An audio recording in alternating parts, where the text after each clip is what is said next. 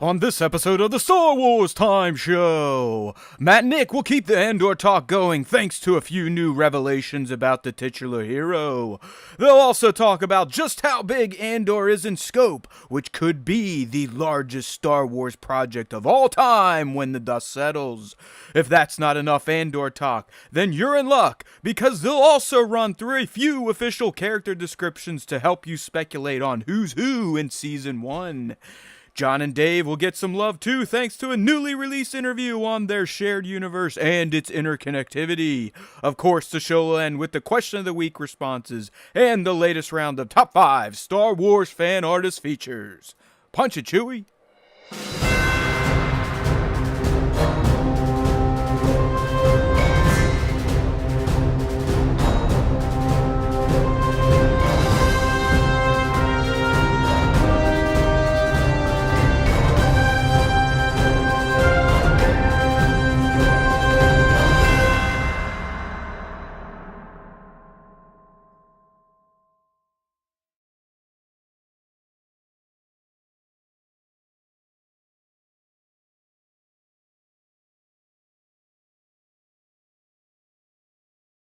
Hey now, everybody.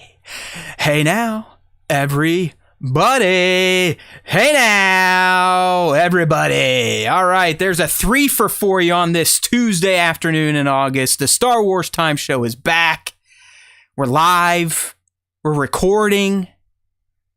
And I can put my motherfucking right leg down on the ground for the first time in 9 weeks. So it's not a bad day to be talking some Star Wars here on the Star Wars Time Show. So if you've been keeping score, following along, I guess that's a better word to use. I like a jerk off in my 40s, got a one wheel and ended up breaking my leg on it 30 days into having it, early June here. So it's been the summer of pessimism for me. It's been the summer of sitting around, the summer of doing nothing of 2022.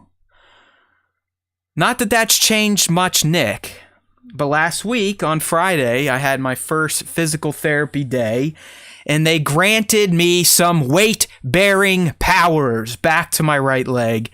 So if you're in the Star Wars Time Show Discord or happen to follow my somewhat dead account on Instagram at HeywoodPop, you might have seen an encouraging video of one short, fat man with a beard walking again with crutches. Thank you. Thank you. I know. It was amazing to see. It was difficult to record. It was very emotional. I had to wipe away the tears as my wife was recording me walking through the hallways of OSU Wexner Center East. And I'm somewhat walking again, but not really. I'm 20% weight. It's been nice getting the leg down, as I was telling young Nick before we went live, because keeping your leg up for 9 weeks sucks. It makes your hip feel like it's going to fall out. It causes swelling to rush down to your ankle and your feet. And you can't really do much. You're balancing your entire life on 2 crutches and 1 leg.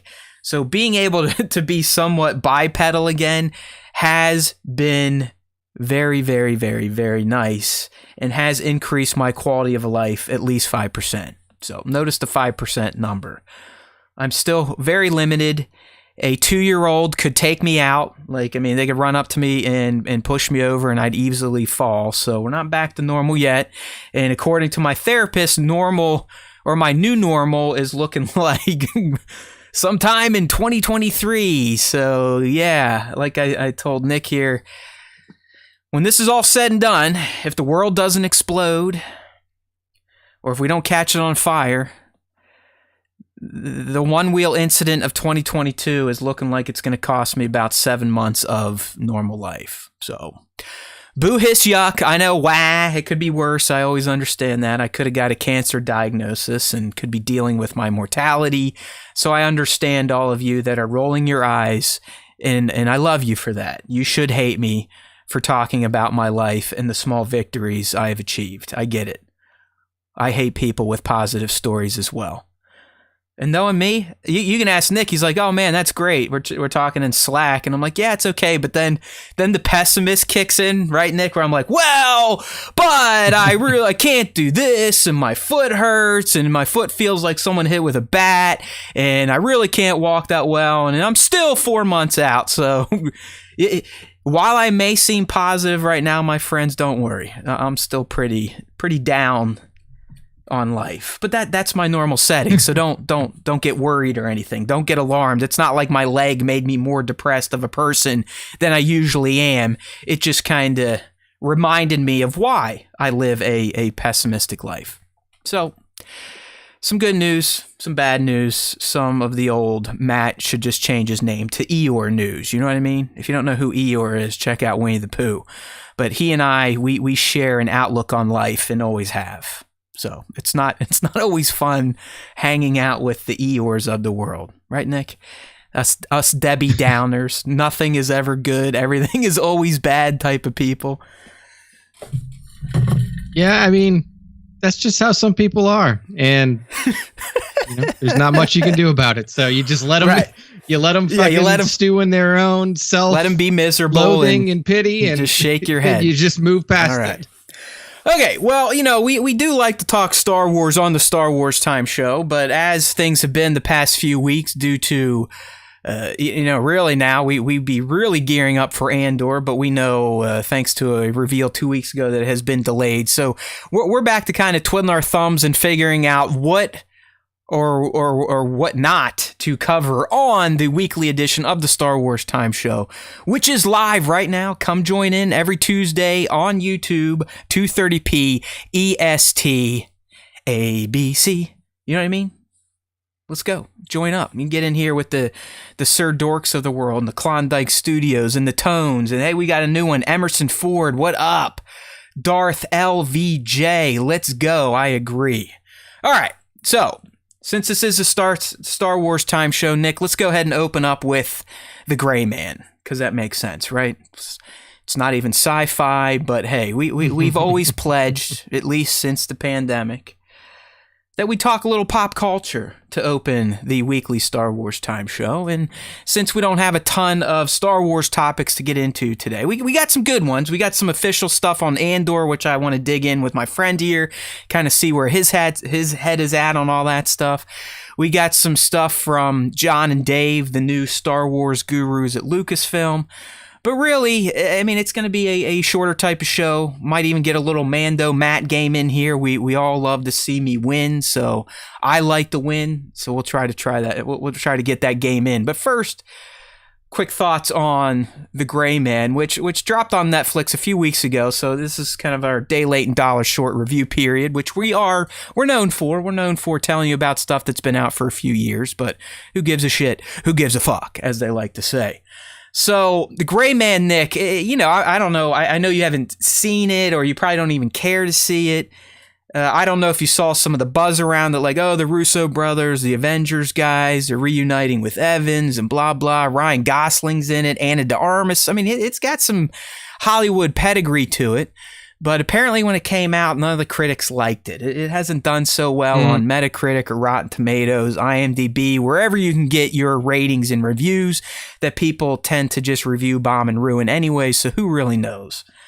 But being a man that is still fairly sedentary, I decided, you know what? It's a nice weekend this weekend. Why not sit my fat ass on the couch all day inside and catch up on some of these Netflix movies as the company goes further into the doldrums of, do we even have a good streaming channel anymore?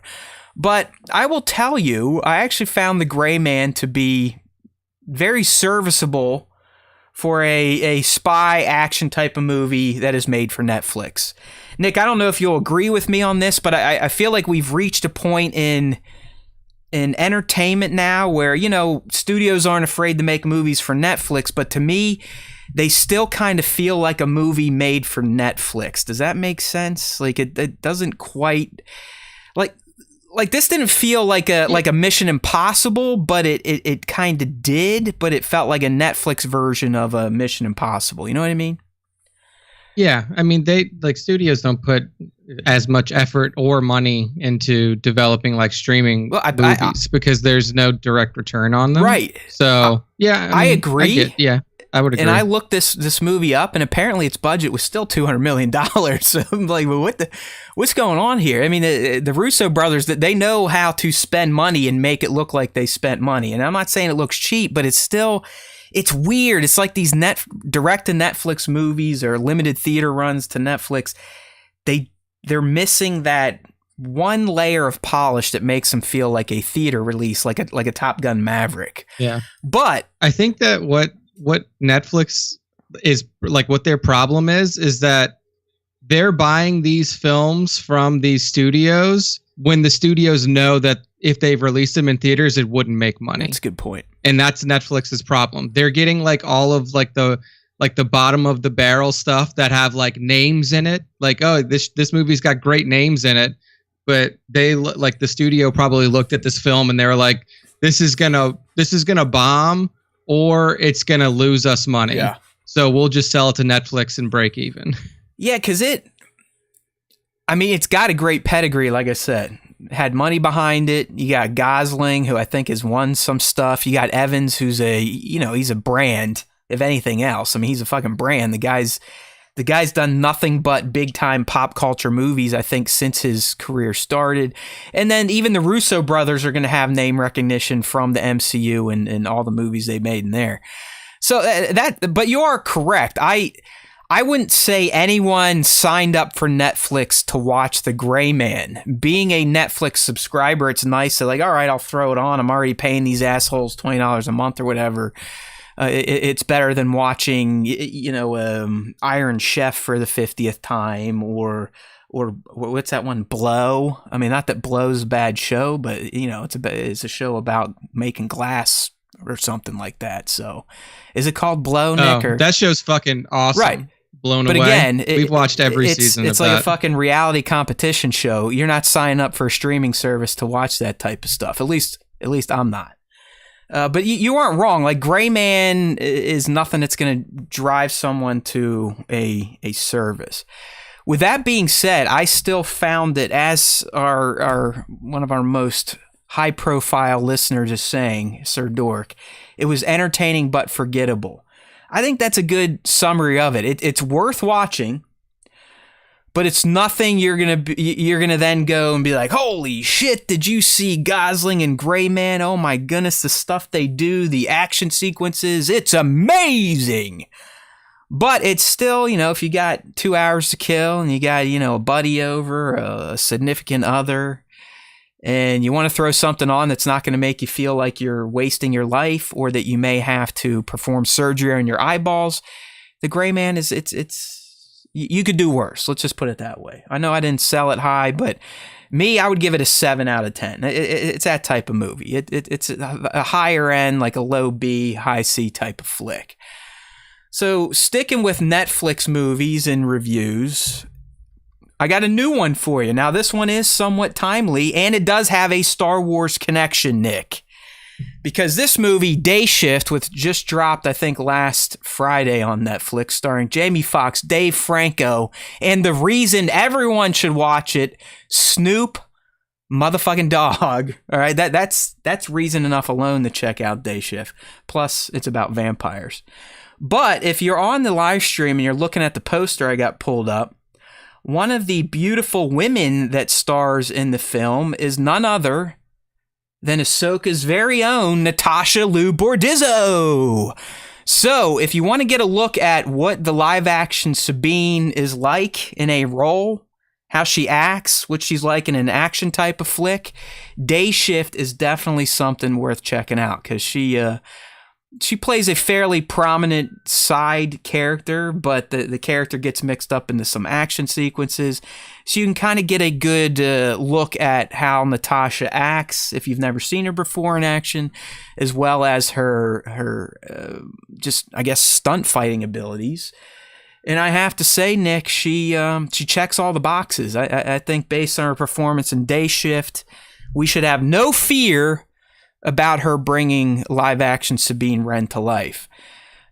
In terms of the movie, Snoop Dogg's in it. So, like, how serious and how Oscar worthy of a movie can it really be? With that being said, Snoop Dogg is one of my, like, personal spirit animals. All right? I mean, look. I've got my little vinyl Snoop guy on my desk smoking his blunt fell out. No, his blunt's still in there. I don't know. I love the guy. Always have, always will. So when I saw Snoop was involved, I was like, yeah, I'll check it out. Vampires, about a vampire hunter. And like The Gray Man, Nick, it's kind of the same thing. It doesn't quite feel like it was meant to be a theater release, but it's also not a pile of shit that looks like a bunch of YouTubers filmed it. What I will tell you is the concept's kind of neat. The whole vampire hunting thing as a job and a vampire hunter union, all that fun stuff. Snoop Dogg has a insane, over the top, you're just gonna laugh your ass off type of action moment because it's so ridiculous.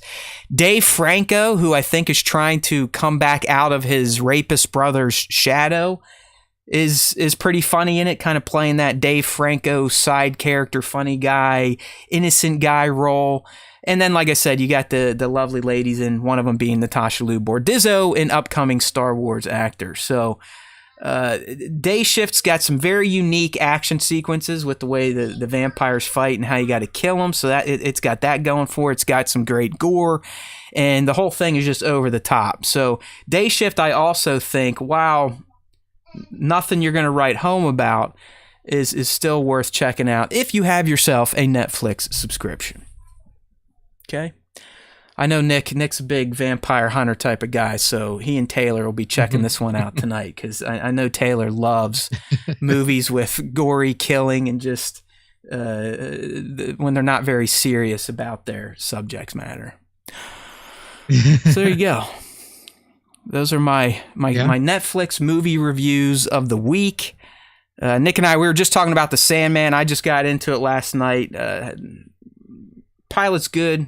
I'll see where it goes. I'm not a big Neil Gaiman guy. I have no clue. I know he's got a ton of respect in the nerdverse, so I gave it a chance. We'll see how it goes. So, my friend, anything from your part of the country you would like to let everyone know about here? Anything I've missed much, that you've covered in your pop culture search throughout the week? No, Taylor and I watched Batman and Robin, the old movie, really? And then we watched Nipple Suit. Yeah, because she hadn't seen. I mean, she hasn't seen a lot of stuff, and I can't remember why it popped up. But I was just bored one day at home, and I put on Batman Forever. So we had and I stopped kind of in the beginning. So we couple weeks ago we watched that one, then we watched Batman and Robin this weekend, and Batman Returns. So just went through some of those movies. Batman Forever is actually better than I remember it being, and Batman and Robin is significantly worse than Forever's Val Kilmer. Is that the Val, Jim Carrey, Tommy Lee, or is it Tommy Lee Jones? Yeah. Yes. Yeah. So it's those three. That one it is Joel Schumacher, so you still it's not Tim Burton anymore. The best way that I could describe that one, and I think the reason that Taylor and I liked it, is it's a comic book come to life. It is literally you could see the cells from comic books in the early 90s and stuff, just in that movie. Batman and Robin just went way over the top. The acting was awful. George Clooney was just as stiff as could be as Batman, so he was pretty terrible. And then then we watched Batman or Batman Returns, because it's got Penguin in it, and she's a big Danny DeVito fan from Always Sunny, so we watched that one. So what someone her that had never seen those before, what was her initial reaction to those movies? Did she look at you and say, do we have to watch the rest? Or was she engaged through the full runtime? So I told her for Batman Forever, I was you have to kind of get ready, because when you watch this, it's going to be you're going to think it's really off the wall, which it is. And But at like 20 minutes into that, she was like, okay, like I can see this happening. Like I can see what's going on. I think this is like a pretty like fun little adaptation for Batman and Robin. We were both just like, this is fucking awful. But yeah, I mean, she didn't like have any reactions that I wasn't expecting. She really liked Batman Returns. Like she thought that was one of the better Batman movies she's seen. We still haven't watched the fucking Robert Pattinson Batman movie. So has she seen Batman then, like Michael Keaton's first? Like, did you do them all, or did you just stop at Returns? I was under the impression that we had already watched the first Batman together, but maybe we hadn't because she didn't remember seeing it. Then again, like she doesn't remember seeing a lot of stuff. So I don't know. We may go back and watch the original Batman, but I was pretty sure that we already seen it. You know what? I do like going back and watching movies from the 80s and 90s again, especially because of all the shit I've done to my brain over the years. I mean, half the stuff, like you said, when we watched them, we were kind of watching them with mushy kid brains or mushy adolescent teen brains. So we probably saw them differently than we would now with our slightly less mushy brains. Yeah. Because I remember being a kid and watching Batman Forever, not Batman Forever, Batman and Robin, and I thought it was like, I was like, oh, this is pretty fun. Right. Like, this is pretty cool. And I watched it now and I was like, God, dude, like what was I thinking? I'm getting flashes of like when don't they eventually in one attack sequence, like Mr. Freeze's guys are literally skating around like an ice rink and fighting Batman and hockey sticks and stuff like that. No, they're like that's pretty early on in the movie. And like, that was when we were like, okay, like Batman Forever is definitely a bit off the rails, but it's like, it's off the rails in kind of a fun way. Well, I just remember that one. We were like, all right, this movie just fucking apparently sucks. Tommy Lee on that movie wanted to murder Jim Carrey. Like, just fucking hated Jim Carrey's process and like how he would kind of go method with the Riddler and just. I guess Tommy Lee. There's a famous quote out there. I don't know if it's from Tommy himself or Jim, but let's just say those two, especially from Tommy's side, did not. He did not like Jim Carrey and how Jim Carrey acted on set. It is not surprising, but they also played together so well. Yeah, like they played off of each other really well, which was surprising. Yeah, because his Two-Face, like his face is all fucking purple and shit, right? Yeah, it is. It's like it's split down the middle, like purple and stuff like that. So, no, I mean, it definitely was like a little. They really, I mean, if you think about it, those Batman movies in the early Fantastic Fours, not even because I think those were in the 2000s, but those early Batman movies, Fantastic Fours, like they truly had their own tone for a live action comic book film during that decade. You're never going to get comic book movies like those again, and if you do, it's going to be a spoof or a parody. I mean, it's almost like what The Boys is. The Boys is kind of like making fun of those movies. Like Nick said, they're almost trying to make them like a comic book. They were so over the top and all that crazy shit versus the darker and grittier takes you get these days in the comic book realm. But they are classics in their own right, though. Like they are. Everyone should watch those 4 Batman movies. I'm talking about Batman Returns, Batman Forever, and then Batman and Robin, because they should have all been the same Batman. But Keaton, after the second one, was like, "Fuck this shit. I'm out." Like I think he started to see the writing on the wall, like with how goofy things were getting. Well, I think it was because like Tim Burton also decided not to do the third Batman movie. So he was like, well, if Burton's out, then I'm out for sure. I don't know. I'm just kind of getting like, especially in the Batman realm, we've had so many like ultra serious takes. Like the Nolan ones were fine. I thought that the third one was just like, it's gotten to a point to where it's like, you've even like made a parody of what you're trying to do. You know what? I just watched his again, literally right before I broke my leg. And you're right. And this is going to sound sacrilegious because I love Nolan and I love those movies, but I found myself falling asleep during, was it The Dark Knight Returns, the third one? Rises. Yeah, Dark Knight Rises. Yeah, it's just like, okay, it wasn't good. Get on. Bane took over the city, and the cops live in the sewer now, and blah blah blah blah blue. Yeah. So like, And then like you roll off of that, you have Batman versus Superman, which is just straight up bad. Then like, I don't know. It's just like every other iteration like has tried to become more and more serious and dark and all this other bullshit. And I'm like, we've gotten so far away from like even core, like the old core of like the 80s comic books of Batman were never even that serious. Like, I don't know. It's just, I would like to see like a take that is a little bit more like has a little bit of lightheartedness in it. You don't even have to put That's a hashtag Nick. I mean, you wants can bat put the nipple back. suit back on if you want to. But yeah, I mean, like I'm kind of burnt out of like the super serious Batman shit where it's like the dude like his also like Batman's villains don't necessarily lend themselves to like full seriousness. Like, and that's the problem is like they keep reusing Batman villains now because like, how are you going to make Poison Ivy a serious villain? Like she is a woman who controls plants and poison. Like, I just don't think that they've like, so what are they doing? They're like, well, let's reuse the Joker a bunch. Let's put Riddler in a plastic bag mask and like make him not funny anymore either. Like it just, the Riddler definitely doesn't tell any jokes in angle. this new Batman. But I would still suggest watching. I do like this Batman. I'm not going to say it's the end all be all, but it's one of the better takes. How's that? It's one of the better takes. Plus, Zoe Kravitz is one of the most sexy-looking females of this generation of actors and actresses. Like, just ridiculous. Ridiculous. Taylor wants to watch it. And I'm like, yeah, I guess we can watch it. Like, I don't care to see it. It's like 3+ hours long. You're in for 3 hours for sure. Yeah. But we did watch the first 2 episodes of the Gotham TV show, which was pretty good. I did the whole all of Gotham. It gets a little weird towards the end, but it might be worth grinding through it if you guys need kind of a 40-minute show a night to throw on there.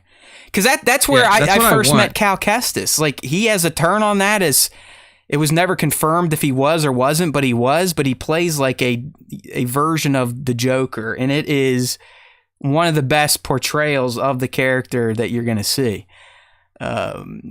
He's good. I mean, that's where like I said, that's why I was like, holy shit, this kid is fucking good. And when I found out he was playing Cal, I was like, oh, that's nice. And then we got Milquetoast Boy, and it kind of wasted Cameron's talents, but no, he's one of the best parts of Gotham.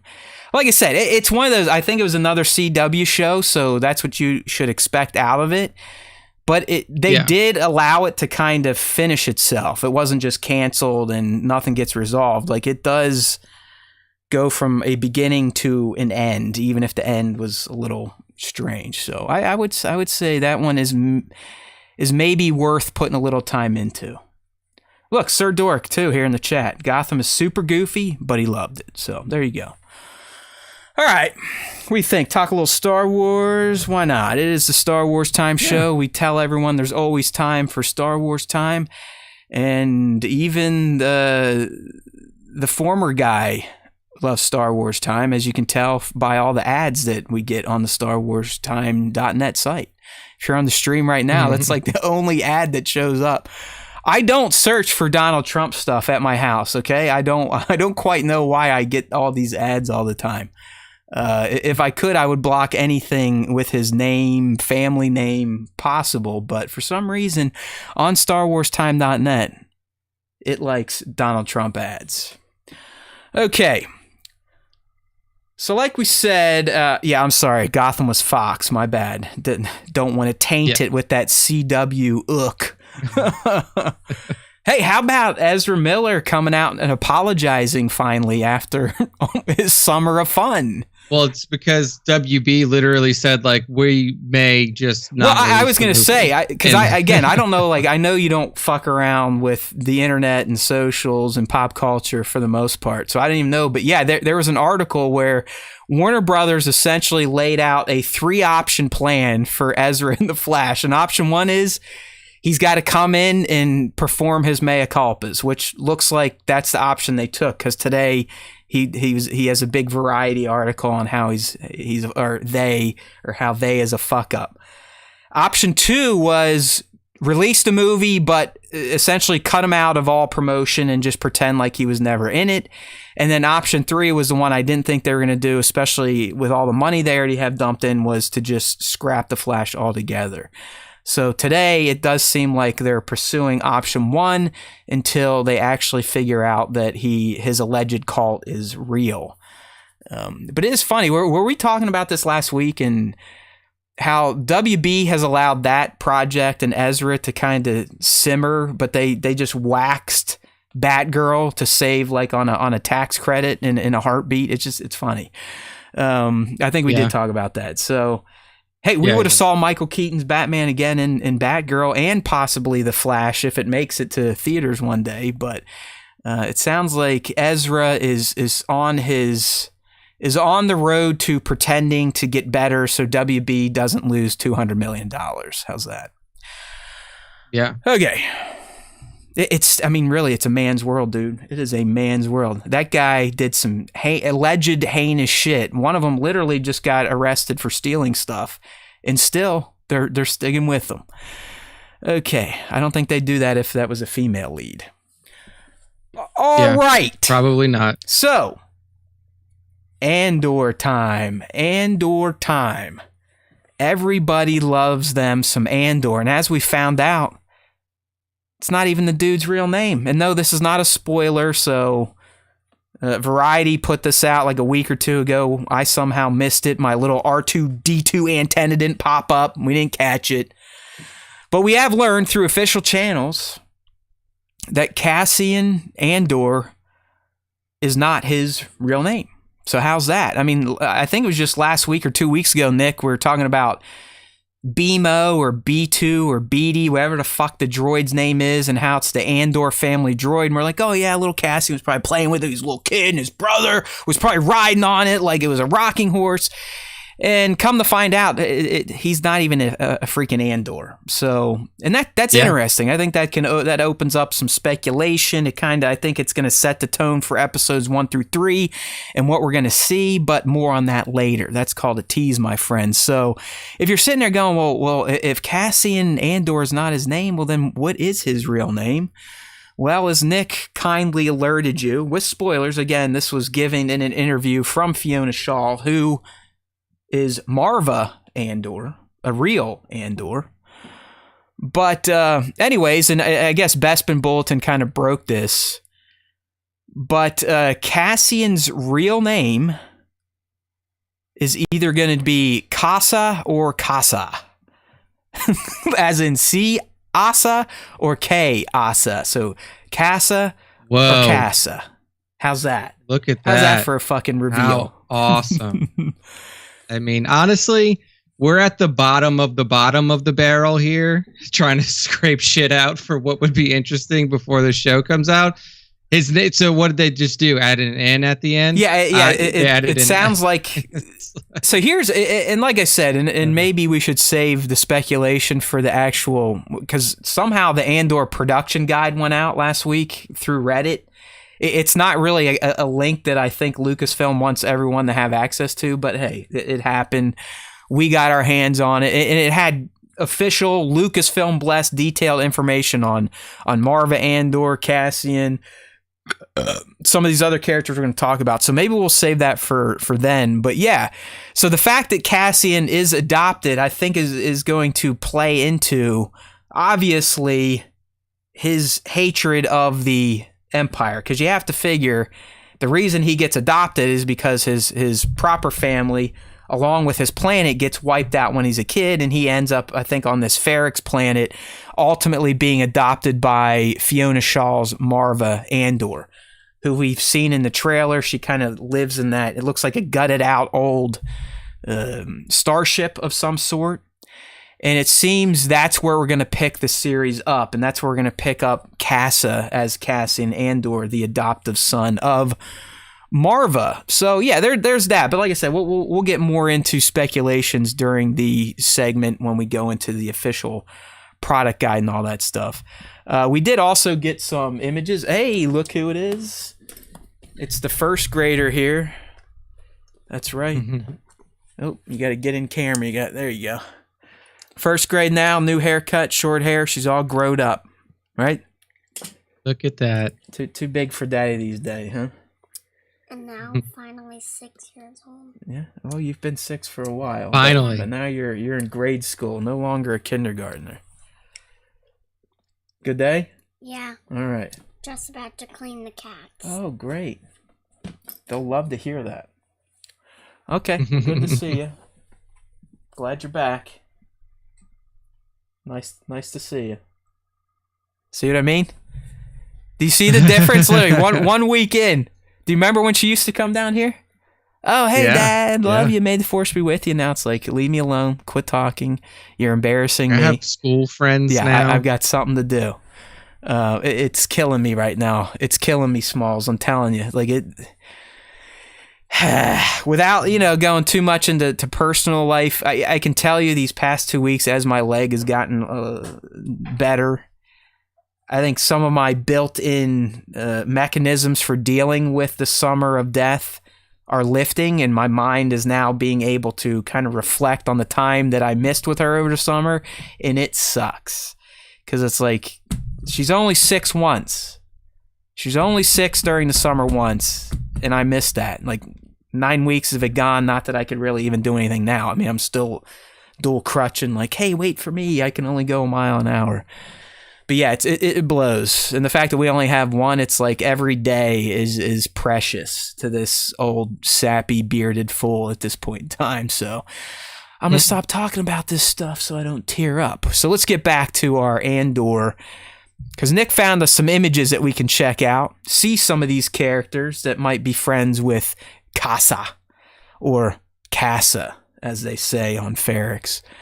Up first is someone we're going to learn about a little bit in our next segment, or our next few segments, and this is Bix Kayleen, who is played by Adria Arjona, someone you have seen in other movies, a lovely-looking young lady. But just to give you a little bit on Bix, let's just say Bix and Casa, they may have gotten around the bases a few times as little kids. All right, we'll leave it at that. They're definitely close. Bix is someone I'm speculating we're going to meet early on, and she's going to be someone that is clearly important to Cassian in the early goings of Andor. Then we got Cassian himself, a boy in the hood, as SFX captions here. I don't know. I mean, what do you think here, Nick? Could this be one of the missions we read about? Is this that first mission that the rebels send him on? Or is this him just chilling on Ferrix in episodes 1 through 3 as we get to learn who Cassian is and why he may end up doing what he does? Yeah, I think this is probably him on a mission. I mean, it doesn't look like this is just him chilling on his, newfound home planet of Ferrix. He's got like a bruise on his cheek. I didn't see that. He definitely looks like he got punched once or twice. He got beat up a little bit. Maybe using this as a disguise, because you can kind of see like his almost like a normal kind of like jumpsuit. You can see like a utility belt under it. So maybe he's like trying to just like quickly disguise himself while he goes undercover somewhere. So yeah, this is probably on one of his rebellion missions. I want to get one. This thing looks pretty comfortable. Whatever he's wearing here, this throw over with a hoodie. Poncho. It's like a hoodie poncho, or I guess that is a poncho, right? A poncho. Yeah. That's what a poncho. Okay, yeah. Hoodie's a hoodie and a poncho's a poncho.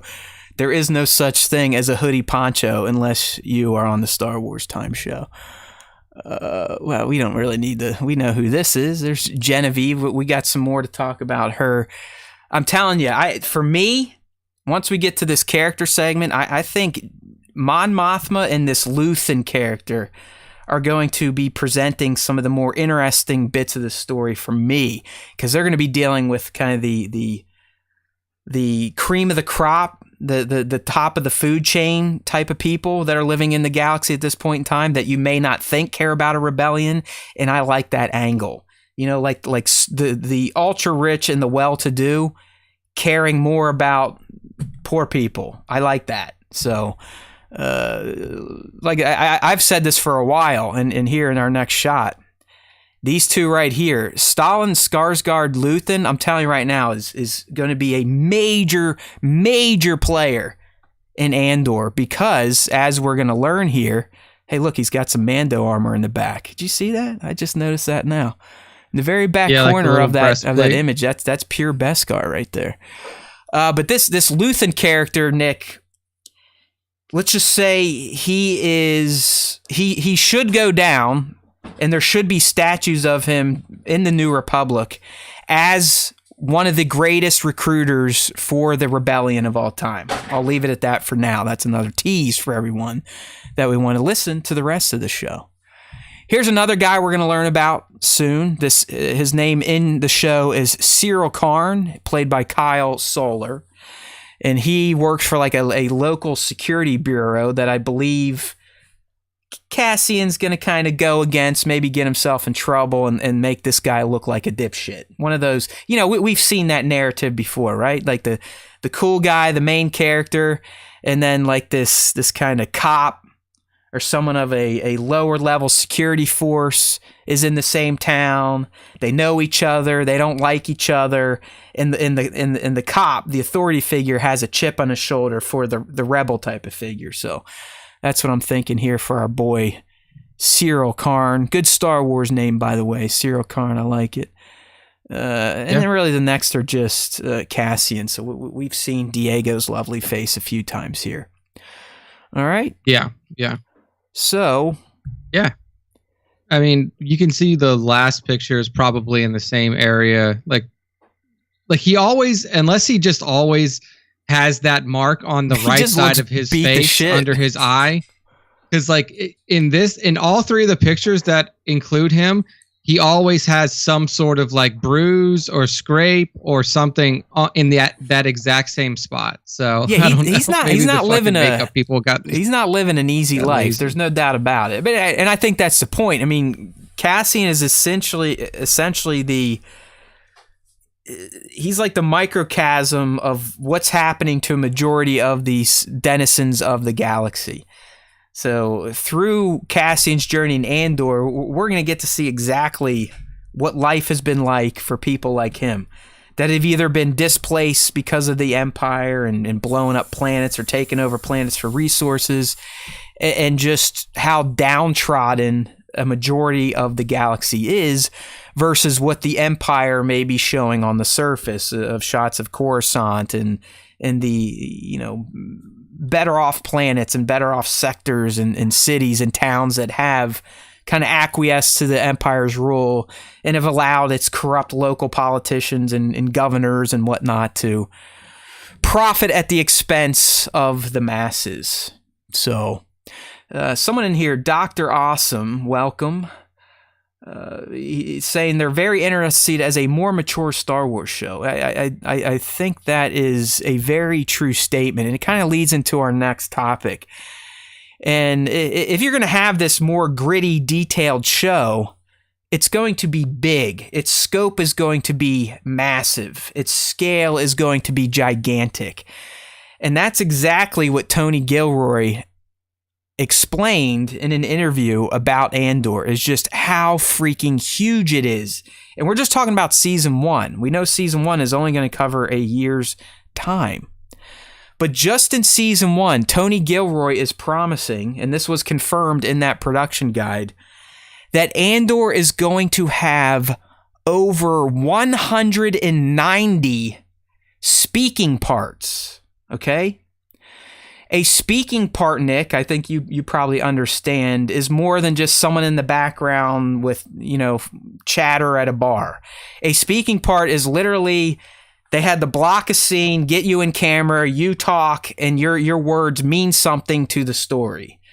You know what I mean? It's not just a hello or hello there or fire. You are actually contributing to the story. Even if you're a character that gets shot in the next panel, you're still contributing through a speaking part. And just trying to think about it, 100, so that's 190 plus unique characters that are going to say something in the first season of Andor.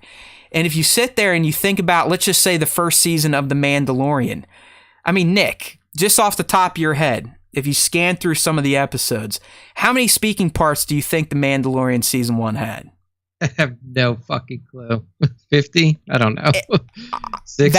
Maybe? I came up with 50 for both seasons and the Book of Boba Fett, if you really think about it.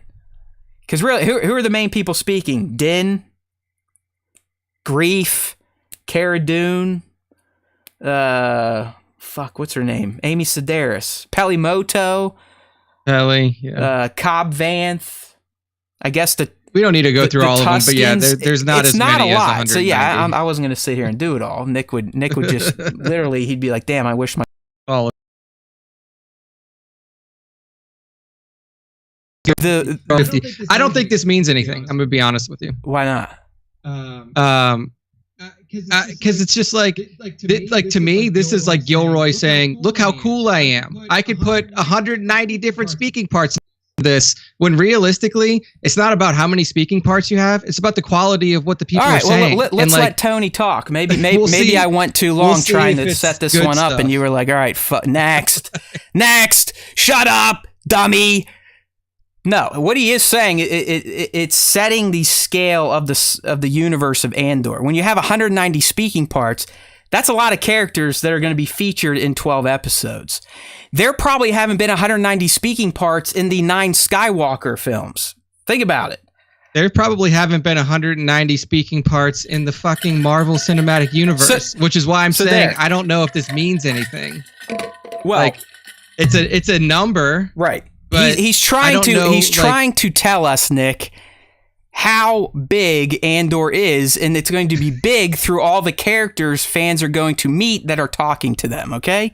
So here's what he says. We're dealing with, 190 speaking parts in the first 12 episodes, and you're carrying over 25 to 30 characters that we care about from the first half to the second half. So what he's saying is, out of these 190 speaking parts, a majority of them aren't going to be main characters that fans are going to care about, but 25 to 30 of them are. So that is still a large cast of characters to be moving from season 1 to season 2. So while Nick thinks this is stupid, and he may not be wrong, I do think there is a point to how large Andor is going to be, and it very well could be one of the biggest Star Wars projects in terms of the size of the story being told and the amount of characters that we've ever seen. So, and here, this kind of pays off on what Nick predicted last week about the 3-episode premiere. He goes on to say, the first 3 episodes are pretty contained in our show. It's pretty much about this one place in this one couple of days. And then when episode 4 starts, we just start adding characters and the world just gets really, really wide.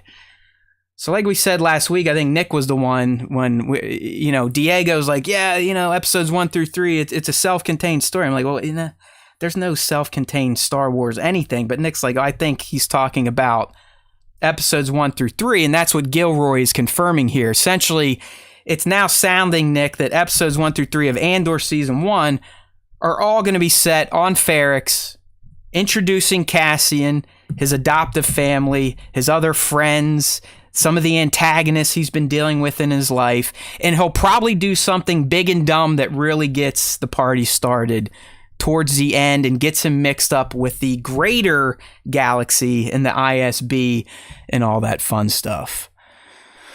So, yeah, I don't know. The 4th episode is where the show is going to turn into the show. Like the first 3 is going to be like almost like a little prequel movie. Yeah, you could probably look at it that way. Episode 4 is when you're going to get 150 of the speaking parts. You're going to get 40 of the speaking parts in episodes 1, 2, and 3. So you're going to meet 40 characters in 3 episodes, and then you'll get 150 characters over the remaining 9. So I don't know. I think that's impressive, and it very well could be people just saying, "Hey, Cassian," and Tony checked that on his production sheet as a speaking part, so he could talk about it to try and impress rubes like me. But I don't know. It sounded like Andor is going to be bigger than anything we have ever seen in Star Wars in terms of its overall cast of characters.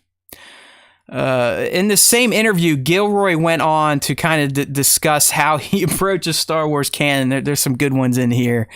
Mon Mothma, and then just how the seeds of the revolution we will see. And here's his comment on canon. Within Star Wars, within Wikipedia, there's got to be 4 or 5 levels of canon. There's film canon, cartoon canon, fan fiction canon, and all these different things. And for the larger issues we deal with, Star Wars Lore Advisor, yes, that's his official job title, like he's pissed. I just love this guy. Pablo Hidalgo. So let me summarize this for everyone. Tony's saying, I made up my own fucking canon. I don't give a fuck about anything else. And yes, I had to go talk to this little fatso named Pablo about a few things. But go take your canon and shove it up your ass. I'm Tony Gilroy. Mic drop. It's kind of what I said in the beginning. Is it's like this is a lot of Tony Gilroy talking about himself and how cool he is. What does he mean by film canon and cartoon canon? They're the same thing. It's like, dude, it's all the same. It's like fan fiction is fan fiction. Canon doesn't even fan fiction canon is an oxymoron. That if it's fan fiction, it's not canon. Like, so this is literally like Tony sitting down because somebody put a microphone in his face, and he's just saying like, oh, look at all the stuff that I had to deal with. Look how many parts I put in. Look at all the different types of crap that I had to deal with. And then I had to work with this guy, Pablo Hidalgo. How do you think those conversations, that's what I want to see. I want to see Tony having to ring up Pablo Hidalgo and ask him a blessing on like a canon note. Cause you know that had to kill him. Like it's you know that had to kill him. It's like talking to a high school kid who thinks he knows everything, where it's just like, yes, Tony. Yeah, Tony. Right. Sure, Tony. Yeah, you can do that. Go ahead. All right. Have fun. Tony, you can't make Cassian a Sith and a Jedi at the same time. It's already been established that one can't be both, and we already know he doesn't have the Force, so that doesn't work. No, you can't give the Death Star wings. It's already been established. It's just a big gray ball. So, yeah, I don't know. It's just like his disgust for Star Wars is always funny when you juxtapose it to his clear love of Andor. It's like, it's almost like he thinks Andor is not Star Wars and Star Wars is not Andor. It's different because I did it, or like because because I'm doing it. This is different than all the regular stupid Star Wars. See what happened when you let that other idiot, what's his name, Gareth Edwards, try to do something with Cassian? Terrible, I tell you, until I came in and fixed the whole damn project. I'm Tony Gilroy, god damn it.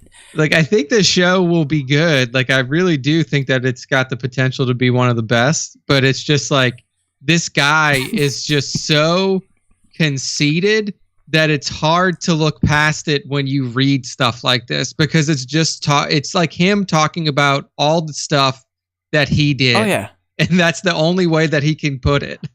To me, this guy is a dream guest for the Star Wars Time show, because the whole time he would just tell us how big of losers we are and how bad we suck, and how we're wasting our life by even talking about Star Wars in his Andor project. Like, he'd just be like, he'd just look at us the whole time disgusted.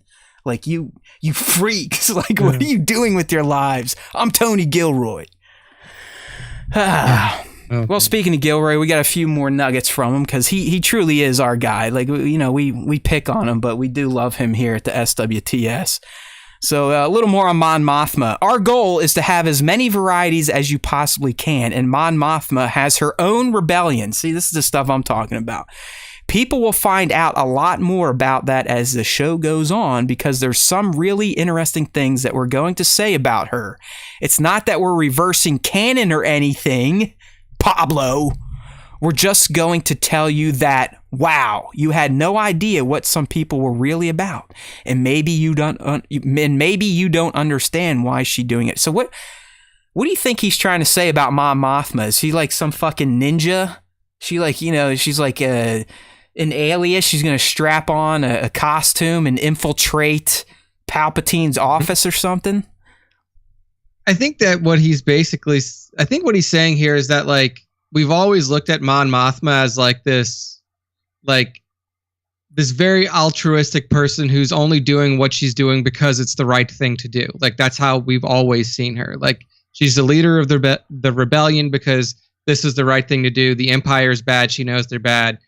And we're going to do, you know, she wants to be the rebellion person because it's the right thing to do. I think what Gilroy is saying is like, Mon Mothma has her own motivations that aren't just like, this is the right thing to do. Like, she has reasons for doing things with the rebellion or setting up the rebellion in certain ways and stuff like that. And it may not always be just because, like, Empire is bad. Yeah. Rebellion, we have to fight. Like, I think it's just like you'll find out what her like actual personal motivations are behind all of her decisions. I agree. It's interesting. It says we're not reversing canon or anything. That's the line that there's not a lot of canon around her. But I think you set it up perfectly. I mean, she is almost like a Christ-like figure in Star Wars. You know, the first time we meet her in Return of the Jedi, she's literally in just white robes.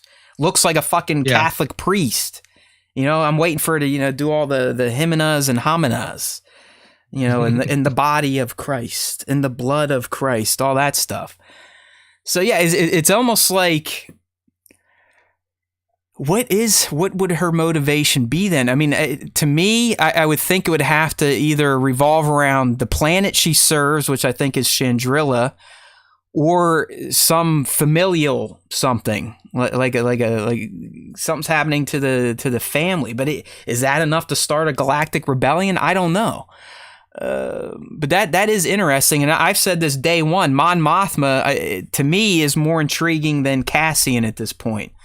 Like, as a longtime Star Wars fan from the 80s, I want to know more about what kind of got her moving. Why she took the risk she decided to take, and why she ultimately became the face of the Rebel Alliance when you had people like Saul, Hera, you had all these other leaders, and some of them were senators, some of them were former fighters, but none of them seemed to kind of take the mantle outside of Mon. I guess that's what you'd call her if you're friends, right? Like, hey Mon, what's up? Like, what do you call Mon Mothma? What up, Mon? So yeah, I think, and this Cassian, just like, he's a very, at least from what we've seen, so Cassian's a pretty one-dimensional character. Like, Cassian's the character that's like, my home world got blown up, I'm angry, and I want to find and hurt the people who did it. Yeah. Whereas Mon Mothma has like a lot of different layers to her, and like potentially through the show, maybe it'll come out that like Cassian has more layers than just the vengeance seeking part of it, which is why he joined the rebellion. But Mon Mothma is a character that we didn't know if she had layers. We didn't know if she had a reason behind doing anything. We just knew her as like this benevolent force. So yeah, I would agree with you that Mon Mothma's character development is probably more interesting than the character development that we'll see from Cassian. And I do think she's going to be getting into various elements of spycraft through this Luthen character we're going to talk about here in the next topic. And maybe that's what Gilroy's talking about. Like, she isn't just a politician. She also got mixed up in the darker sides of the rebellion, doing the spy stuff, maybe even setting up targets to be assassinated. I mean, that's a cold fucking job to have. Empire or not, like, yeah, this person needs to die, this person needs to die, this person needs to die, so we can accomplish our overall objectives. Gilroy also talked about another interesting aspect of the show for me, and that is going to be just kind of seeing the different pockets of the Rebel Alliance. So far, we've really only seen this in Star Wars Rebels, and we saw a slight bit of it in Rogue One, but this was already when the Rebel Alliance was mostly formed, and Saul was still kind of, he was just the outcast at this point in time. Like, they had already said, listen, dude, we can't tolerate your tactics. You are not a part of the Rebel Alliance. So it was really Star Wars Rebels is the only Star Wars franchise to date that has covered the pockets of rebellion versus just, hey, we're all here on Yavin getting ready to attack the Death Star. So Gilroy says, I get this 5-year period to deal with, and it's a pretty kinetic moment in history with the Empire taking over. But you also have these spores of revolution all over the galaxy. Nobody knows each other. There's different factions, and it's all going to coalesce awkwardly and clumsily at Yavin. So, Nick, it does sound like, probably not in a full frontal attack, but in some form or fashion, we are ultimately over 2 seasons of Andor going to see the buildup of forces around the Rebel banner at the Massassi Temple on Yavin. Yeah. I mean, Saul's a given. Mon's a given. Yeah. Are there any other factions you think that fans may have seen in other series that might get a little nod in Andor? I mean, do they touch on the Rebels at all? I mean, you would think Hera's doing something at this Phoenix point Squadron, in time. But Phoenix Squadron hasn't been coalesced yet at this point, has it? Especially early in Andor. No, but it plays into what he's saying though, because I believe Rebels itself still started around the same time Andor season 1 is going to be taking place. I think Rebels is at least 4 to 5 years before Yavin, if I'm not mistaken. Yeah, I mean, maybe you will. Maybe there'll be some other banners out there that we haven't seen.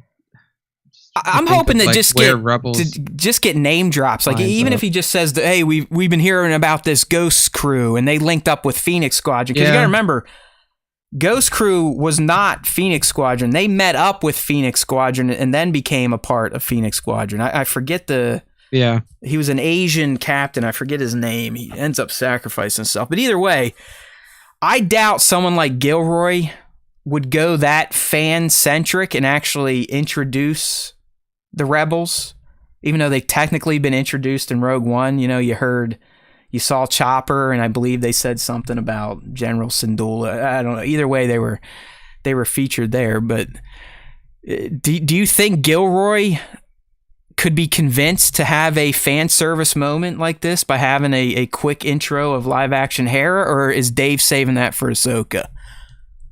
I feel like he would do that.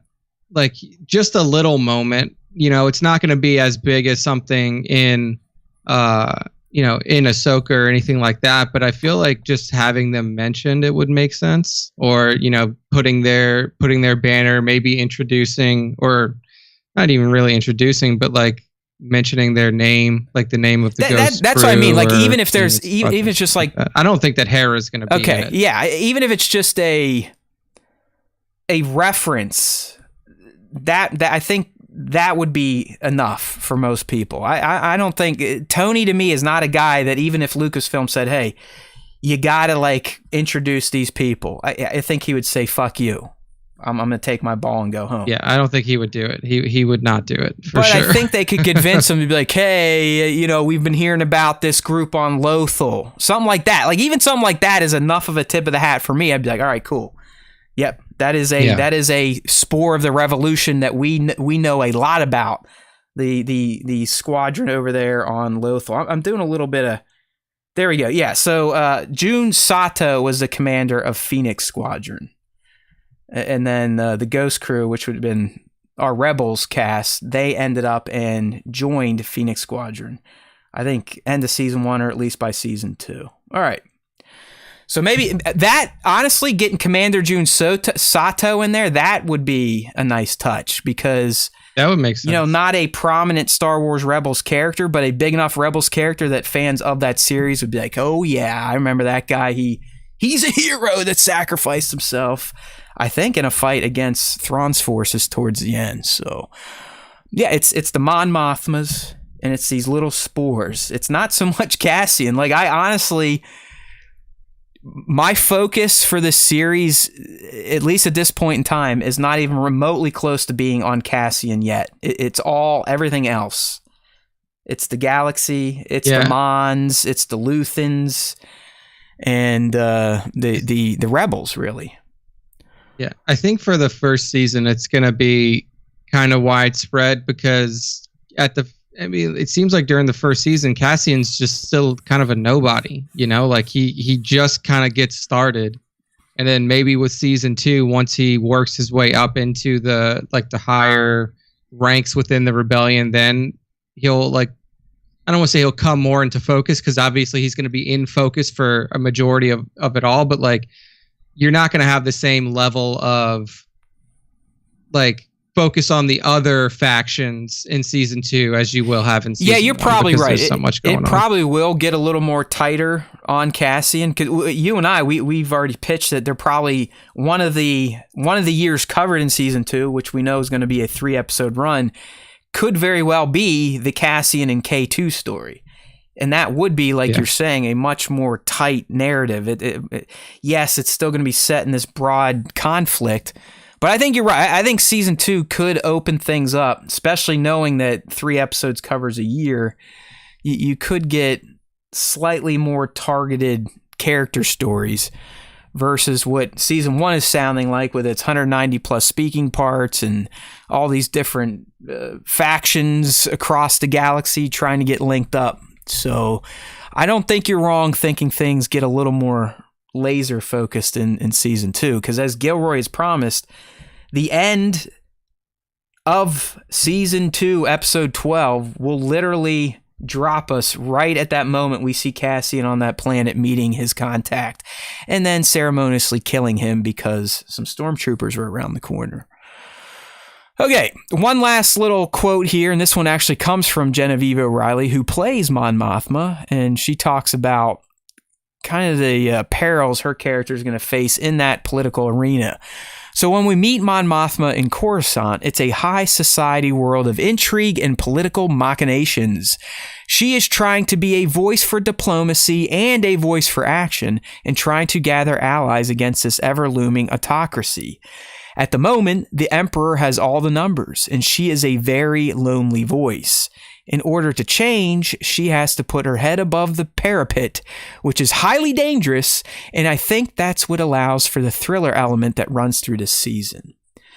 So, what she's saying here in one too many words is that Mon Mothma is going to have to put her neck on the line for a position, for a person at her position. She's going to be doing stuff that you typically would not expect a senator of her regard and ilk to be doing. And I think, Nick, that's dealing with the underground, dealing with spies, maybe dealing with hitmen, dealing with scoundrels, smugglers, people that can get intel for her. And it is like, if you juxtapose what we know of Mon Mothma, how she looks, she's always in these angelic costumes, almost always dressed in all white with that lovely red hair. It is going to be a different look, a different vibe to see her, kind of getting down and dirty a little bit, maybe getting a little more on the dealing with some more of the nefarious side of Star Wars and its planets and its characters and its aliens. Yeah, and when you're building a rebellion, you kind of got to. There's no other choice. You don't get to build a rebellion with just a bunch of nice dudes. Right. You gotta dig into the muck. So it'll be interesting, and it'll also be interesting to see if they have scenes where, some of the Imperial officers start to bring attention to what she's doing and see how she handles that, because there's no way that she can get away, or that she can do all of this without being recognized at all, or without being, having eyes kind of float towards her to see what she's up to. Right, because so that'll be. Technically at this point in time, a senator is still a very powerful position in the galaxy. It's like, what, you get one senator per planet, and you're essentially that planet's full rep in the galaxy. I mean, you're technically higher ranking than even the planet king or queen. You know what I mean? I would argue Amidala had more power as a senator versus the queen of Naboo. You know what I mean? Does that make sense? Yeah, because you don't really, as the queen of a planet, you don't really have that much say in the greater. Right. I mean, look what happened to her planet of the galaxy. It got attacked, and she could do nothing without the blessing of the Senate. Yeah. So the Senate is actually the movers and shakers, whereas the queen is kind of like a governor of a state. Right. There's stuff that you can do for your state, but ultimately you're not going to be able to affect broader change on the galaxy as just a queen of, of an individual. But back to my original point, if we're going through the galactic pecking order at this time, it's essentially Palpatine, Vader, senators, and everyone else. Would you agree? I would say on paper. Now, yeah, in terms of what actually happens, we know it's Palpatine and Palpatine and Palpatine. But they still have an org chart, right, Nick? He hasn't dissolved the Senate yet. So on the org chart, not yet. It's Palpatine. Vader reports to Palpatine on the side, and then directly under Palpatine is the Senate.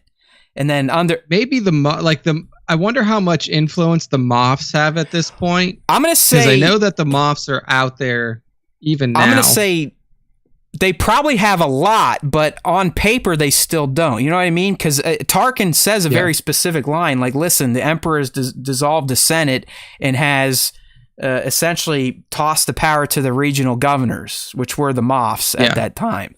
So until A New Hope, though, the senators technically, again, we know behind the scenes, Palpatine and his governors and the Empire, at least the Imperial Navy, they're doing everything. They're in control. But to the galaxy at large, they're still pretending that the Senate is running things. So, she would still yield a lot of power, even if it is paper power at this point in time. Yeah.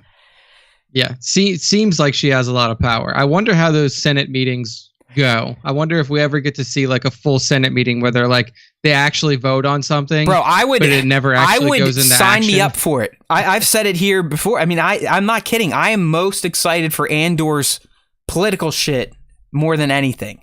Like we've seen the common man fighting against the Empire and fighting stormtroopers and clone troopers, all this shit. We really have not seen the inner workings of Coruscant politics outside of a fucking Trade Federation dispute and granting emergency powers, and then Empire Day declaring himself the Emperor.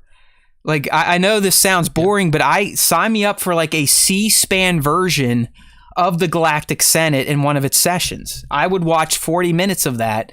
The ET delegation doing a nay on Mon Mothma's resolution for their planet, something like that. Like I would legitimately be intrigued by watching Star Wars politics play out as if we were watching a session of Congress on C-SPAN.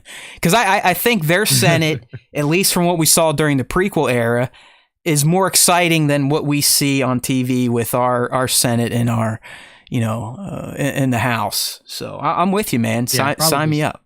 And it does look like we are going to get some scenes in the Senate, and I am most looking forward to those than any of the action scenes. Like, I want to see, what were they doing? Are there some senators in there literally on their smartphones the whole time because they know it's a big fucking sham? Does Palpatine even show up, or at this point is it just Masamita sitting there in the center pretending to run the Senate? What is happening here? Is the fucking Trade Federation around? Where are the Nemoidians? Is there a statue of Newt Gunray in the Nemoidians Senate booth? Do they even get a spot anymore? I think I don't know. The Trade Federation and all the Nemoidians that were like associated with it may have just been completely wiped out. Yeah, I mean, I'm not sure. I don't know. Maybe we'll see. That is a good question, because we don't really see Nemoidians beyond the prequel era, but we also know that Palpatine's a little bit of a racist fuck and doesn't like aliens, so that could be a reason as well. I mean, that's probably the reason he chose them to be the ultimate fall race. If you think about it, True. Sheev, at some point in time during his master plan, he was like, I got to pick a race of aliens that's essentially going to take the fall for the Clone Wars, and and I'm also going to use them to get me into the Supreme Chancellor seat. Do you think it was like a eeny, meeny, miny, mo, or do you just look at them and be like, you know what? I don't like aliens. I don't like the way they look, and they're greedy bastards. Let's go with the Nemoidians.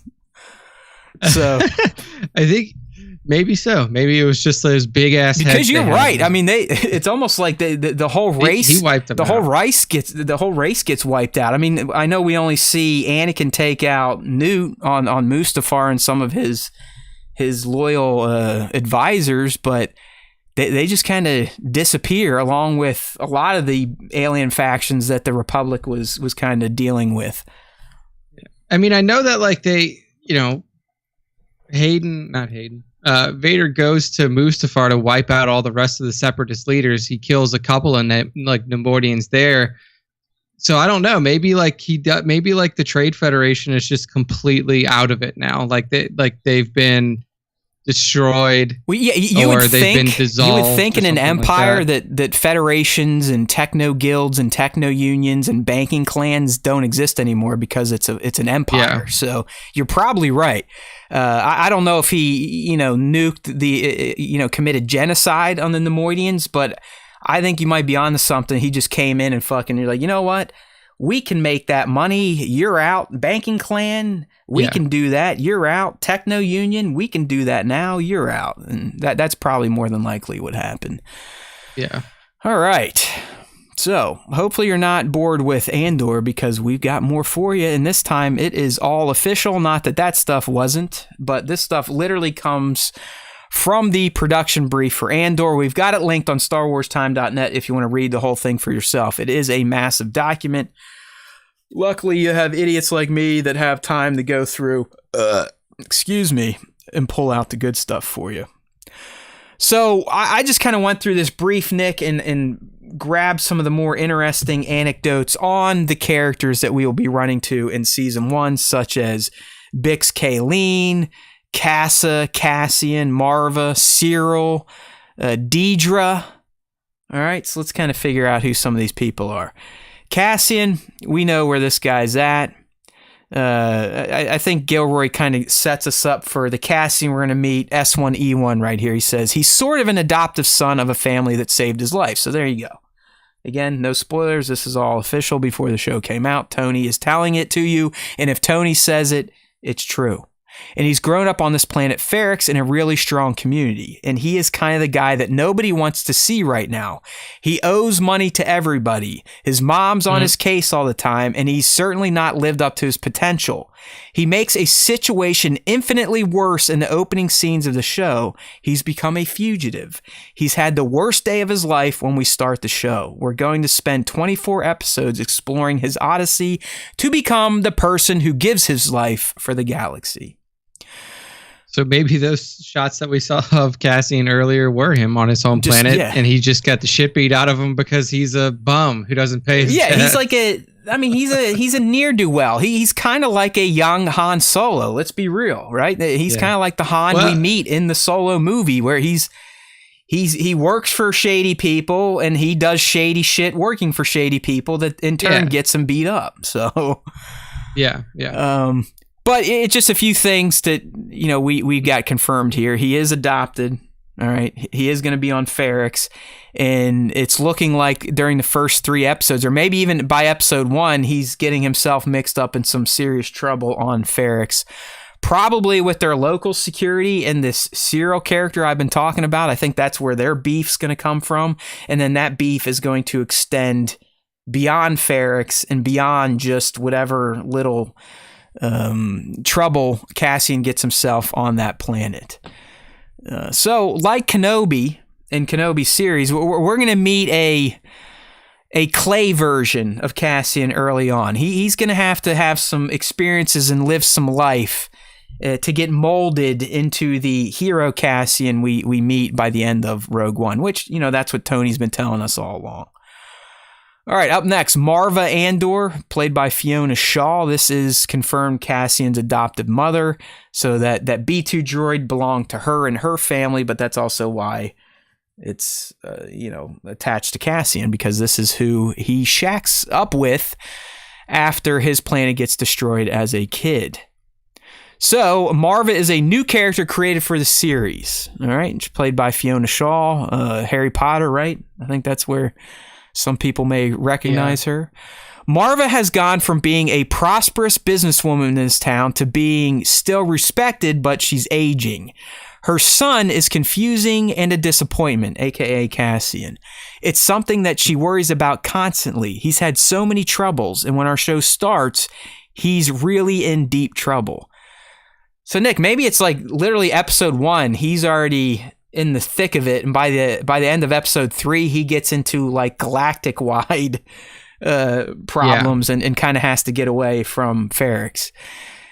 Do you? Yeah, maybe his mom just straight up like fucking tells him to leave. Like, I can't do anything else for you. He's like, you have to go find your own way. You knew where I was going then. So, do you think he leaves because he's forced to leave, or do you think he leaves because something awful happens to people he loves on Ferrix, such as Marva getting taken out by the Empire?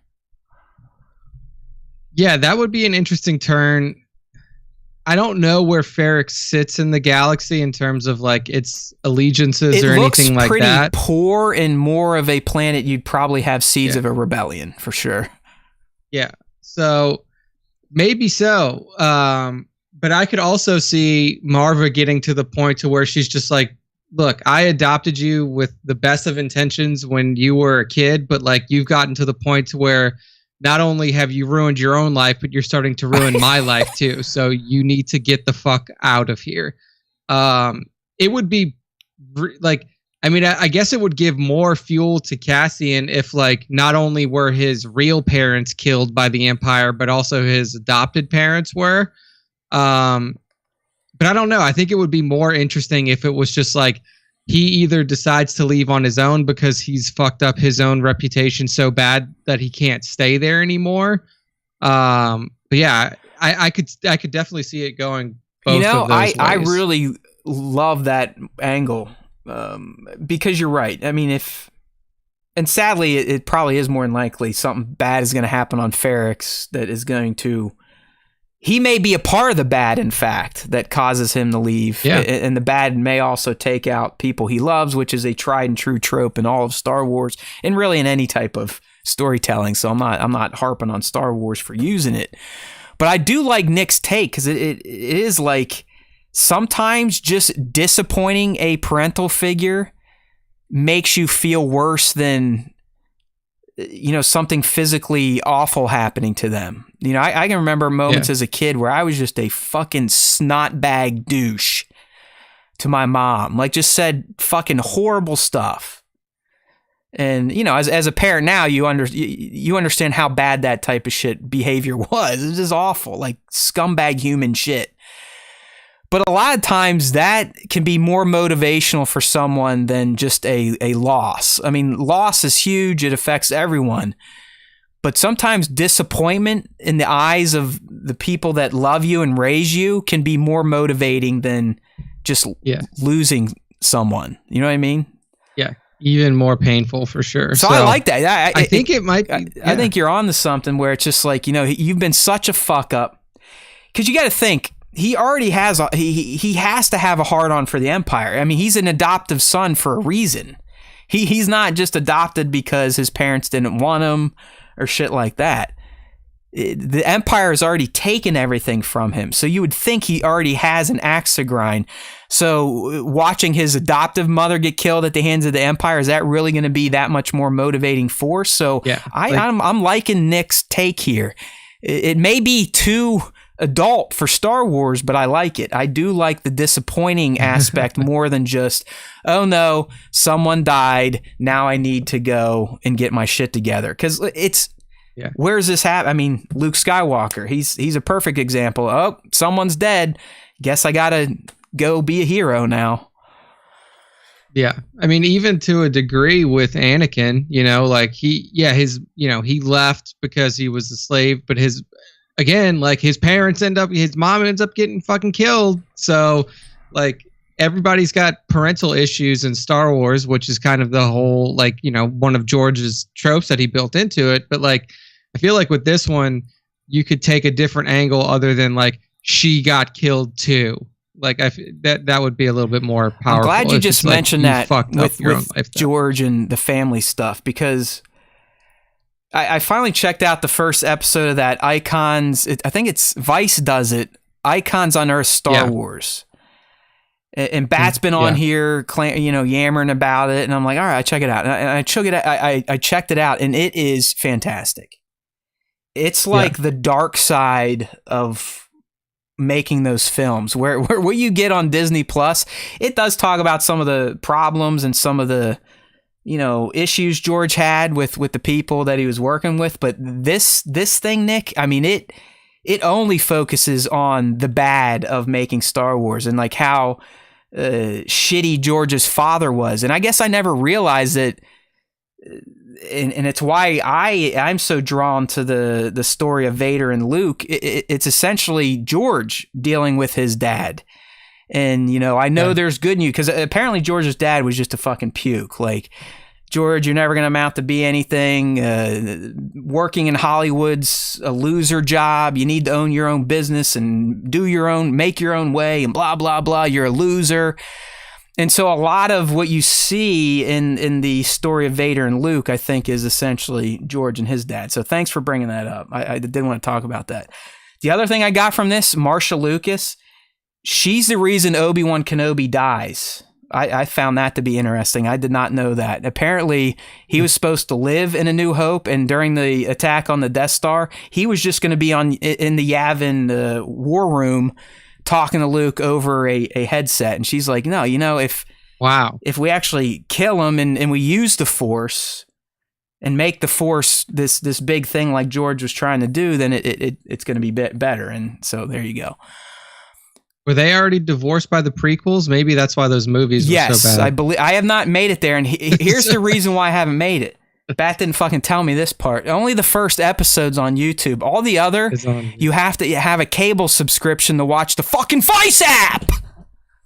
And because I'm a cable cutter, I don't have it. So I'm going to have to figure out a way to either sign up for a service for 7 days to watch the 5 other parts of this Icons on Earth Star Wars documentary, because apparently it covers Empire, Jedi, and then into the prequels like you were asking. So, but it was, I loved it. So thank you, Bat, but fuck you for teasing me here, because I haven't been able to watch the second episode yet. And they leave the first episode on a cliffhanger, because apparently the UK cast and crew were so mean to George, like he almost died because he was so fucking God. Mentally fucked in his head, like he wouldn't eat or sleep, that he was like dying over there. But why would you make Pinewood in the UK? Because it was cheap.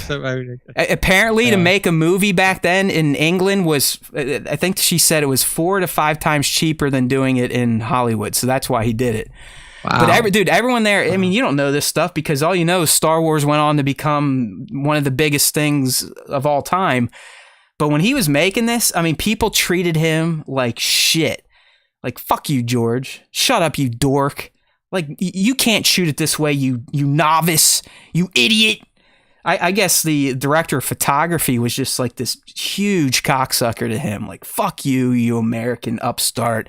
This is how we're going to shoot it. I can't shoot these fucking scenes because they're so dark. This movie's stupid. You're an asshole. I was like, Christ. And wow. I would want to be in George's head when the movie popped. Because if I was him, I would line up all these motherfuckers in a room and do the half-baked scene. You know, when the guy goes in and quits the fast food store, like, fuck you, fuck you, you're cool, fuck you, I'm out. Like that. It's just like, damn. So. Yeah. Dude, that's fucking wild. It's worth, hey. I did not expect him to have such a backlash with his own crew making the movie. They hated crazy. his guts. They hated his guts. And then, the one thing you kind of learn in the Disney Plus documentary is that the upstart ILM, like, wow, he's getting his teeth kicked in over in Europe and everyone hates him and the studio is ready to pull the plug. Fucking Dykstra and everyone in Van Nuys at the ILM warehouse, they're like having a huge fucking party. They've spent $1 million already, and they had one special effects shot done for George when he got back from principal photography, and it was a shot of the escape pod shooting out of the Tantive 4 from A New Hope, where you see it, the escape pod shoot out into the dark of space. That was it. So George has the worst shoot of his life, feels like a loser. Everyone told him he's a failure and this movie sucked. He gets back to his team where he's like, all right, at least the special effects are going to make me happy. And Dykstra's like, yeah, we spent $1 million so far and we've got this one shot of an escape pod shooting out. Like, look at this. Yeah. So they're... Worth $1 million. I think while they don't go into it in detail in the Disney Plus documentary on ILM, I think it's pretty clear that the reason John Dykstra didn't get invited up to ILM proper in Marin County is because of A New Hope and all the fucking stress that he put George through. So sorry about that. A little side tangent there, but if you've got the Vice app or the Vice channel, well worth checking out. I mean, it gets a little, I think people are a little more honest, and it gets into the darker side of making Star Wars than what you get in the Disney Plus. Yeah. Okay. Yeah. So, all right, I think we covered Marva. I don't really care about her second quote. This is the guy I'm most concerned about. I think Luthen Rail is going to be one of the most exciting new characters introduced via Andor. And it's because this guy is essentially, he's going to be a character we really haven't seen. I guess the closest you could argue would be a Bail Organa type, a guy that has toes in two different ponds, where he's playing the political game, but he's also behind the scenes kind of working with the fomenters of rebellion. Where Dude, I think he's like, you're exactly describing Palpatine, except he's just the light side version of Palpatine. Yeah. So here, this is from Tony. It's kind of setting up Luthen, and then we'll talk a bit more on where we may think he's going to go, or exactly what he's going to do. So Luthen Rail is the master puppeteer of our show. Right there, that's a great selling point. He is a character that links many characters, and he comes at the Revolution with an incredible intensity. When you meet him, he's got a secret identity. He has a very upscale gallery where he sells galactic antiquities. But the hunt for antiquities gives him permission to go off and fly around and do different things. Luthen has been out in the galaxy for the past 13 years talent scouting, building relationships, buying stolen military equipment from one place, selling it someplace else, making sure that people talk to each other, building this huge network. He deals with Mon Mothma on one end, and he finds Cassian on the other end. The timing of their meeting is very providential for both of them. Luthen is somebody who's dedicated his life to the rebellion, who's prepared to give his life to the rebellion, and expects you to do the same. He is somebody who is ruthless to the core and has such incredible drive and intelligence, and is always thinking 10 moves ahead to everybody else. Dude, he is the rebellion's Palpatine. That's exactly even more so than like Bail Organa or Mon Mothma. I think this guy we're finally going to see, as Tony calls him, the master puppeteer, the guy that got out there day one, like it said, 13 years. He wasn't fucking sitting around for 5 years or until the Death Star was almost built. He was doing this day one as someone that had a position of not so much political power, but society power, kind of being this antiquities dealer. Yeah. Like, you got to figure we just saw the image of his shop. I mean, he's very well off. He meets with the likes of Mon Mothmas, but on the other hand, he's kind of like Bruce Wayne, is he not? Doesn't he sound a little bit? He's not doing the fighting himself, but he's doing the master detective stuff and the recruiting and kind of putting all the right people in pieces together. Yeah, I'm trying to think of like a good comparison to somebody who's not in Star Wars, like maybe that's in like MCU or something like that. But it's almost like he's like Nick Fury. Like Nick Fury, not necessarily like doesn't have like the facade that Luthen has, but like Nick Fury was the one who's like putting everything together. I got you. So like he's building this Nick Fury, if Nick Fury ran a pawn shop, something like that, right? Yeah, basically. Yeah, like his front was a pawn shop versus being an antiquities dealer. But you know, kind of. I got you. That makes sense. Yes. So, you know, maybe not out on the front lines, but doing everything in the background and pulling on everyone's strings to kind of get the front lines to form and to identify who and what needs to be acquired to get the job done. And quite frankly, if you read about him and, you know, he's ruthless and this and that, he sounds like Cassian's true mentor. I mean, I think the Cassian we see in Rogue One is modeled after who Luthen sounds like he is. You know, someone that is willing to die for the cause, kill for the cause, and do extremely shady shit for the cause. So I think these two are probably going to end up getting probably closer than most of the talent Luthen has scouted over the past 13 years. Yeah, it seems so. You can see them riding on the bike together too, and the image that you use. But yeah, I think that he's gonna, like, Cassian may be like his, I don't want to say his golden child, but like his proudest recruit. Yeah, exactly. Like he favors him a bit, or maybe takes a liking to him, or sees something in him that he knows that I'm probably not going to be here forever. Maybe I can pass off some of my skills, contacts, and knowledge to you, because you're someone I feel like could kind of take my mantle as this master puppeteer. And that's really what Cassian was. I mean, he was their fixer. He was their gray man. You know, he was their Mission Impossible. He was their, what's his name? Ethan. I mean, he's someone that if he got caught, they would forget about him. Like, what do you mean, Cassian? There's no Cassian here. We don't have any records of a Cassian. I mean, he was their Navy SEAL, expendable, never on book. His missions were never detailed, always black ops. And the other interesting thing about Luthen, at least for us fans, you know, we learn about he's an antiquities dealer. We've seen the one image. He's got Beskar armor in his office or his shop. I think we could get Luthen could be our delivery vehicle for all cool sorts of Easter eggs and or cameos. Like, hey, Luthen's on this planet. Oh, I remember that planet. Look, there's that thing. And oh, there's that character. Nick, isn't in the last trailer, we see Luthen more or less meeting with Saul, correct? So, I mean, he's on. Yeah, so you got to figure Luthen has been working with Saul for years now, probably. And maybe he loops in Saul to Cassian, like, hey, I got this new guy. Check him out. Send him on a mission. He's more like your type of rebel, a little, you know, a few screws loose, a little more lethal, a little more willing to do what it takes than Mothma's crew over there on Yavin. Does Luthen make it out of season 1?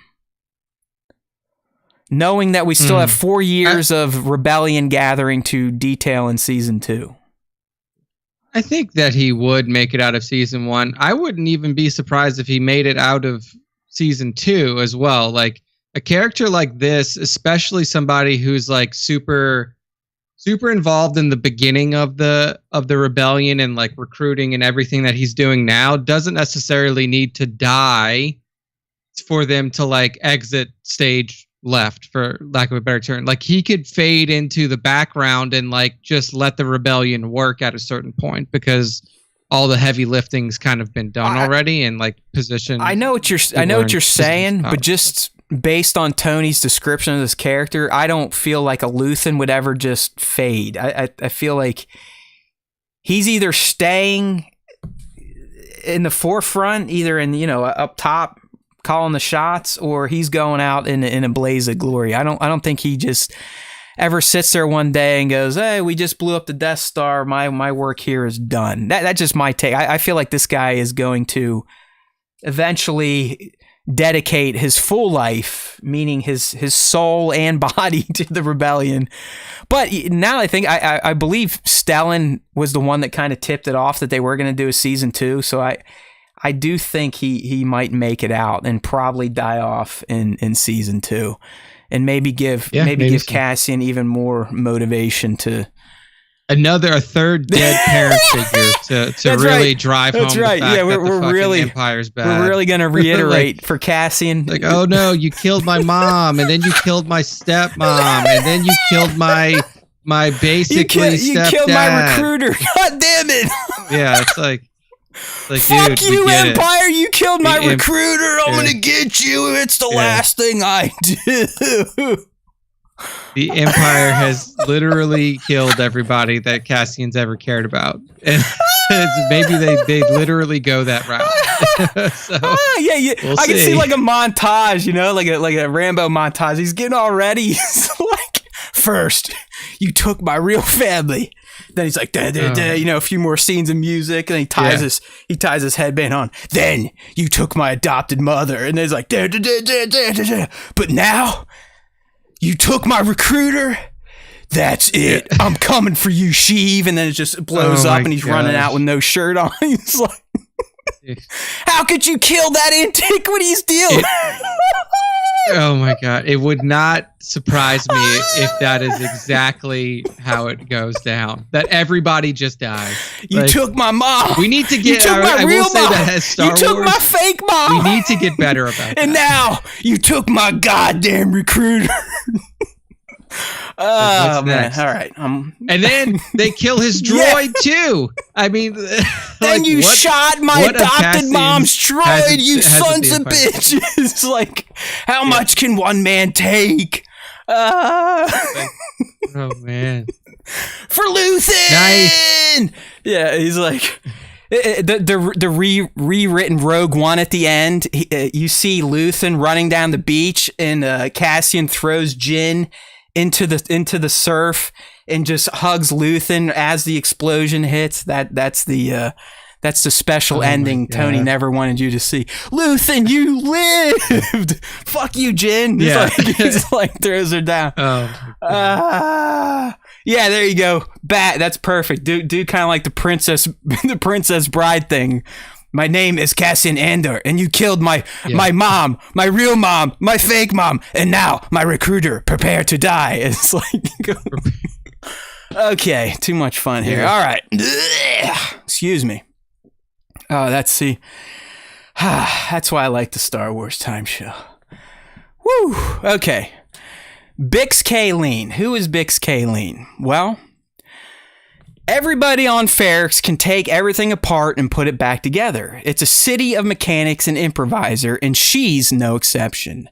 She and Cassian have been flirting and dating and circling each other and breaking up since he was like 10 years old. So like I said, a lot of us, be it girls or a guy, whatever your preference, you probably had an early friend back in your adolescence when all those juices started flowing that you might, flicked around a little bit, played with, kissed, touched, did all that fun stuff. And that's who Bix is going to be for Cassian and vice versa.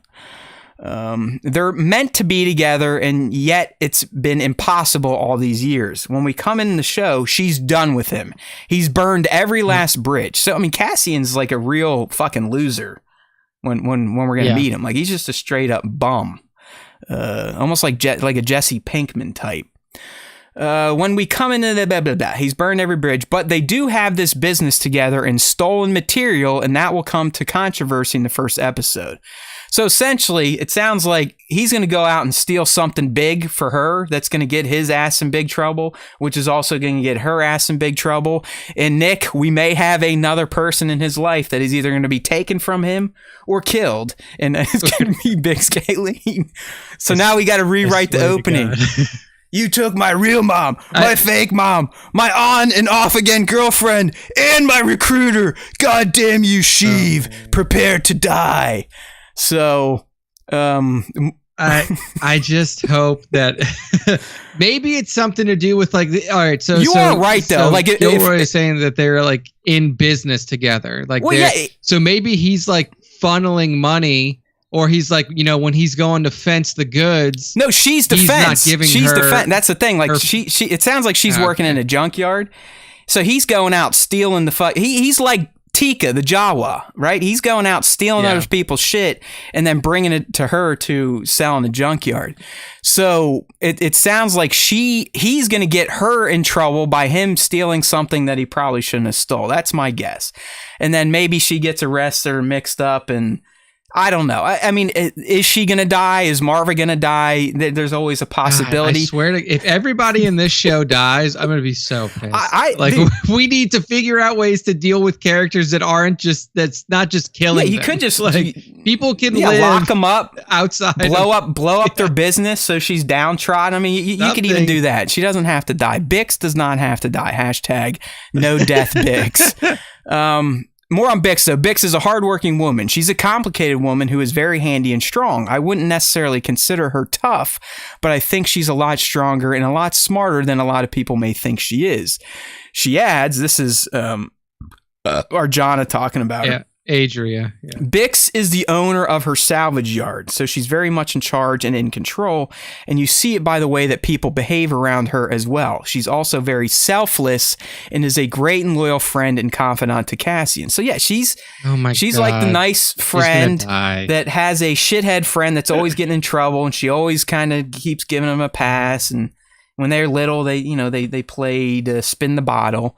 But ultimately, Cassian in some way is going to get her in trouble, which is going to make him feel bad, which is potentially going to push him towards bigger and better things with the rebellion. But like Nick is saying, the body bags could be lining up here. You know what I mean? Good God. Well, Bat's got a good point. It is the Rogue One's Cass MO. It was nothing but body bags in that movie too. So might as well stick with it. Everyone must die.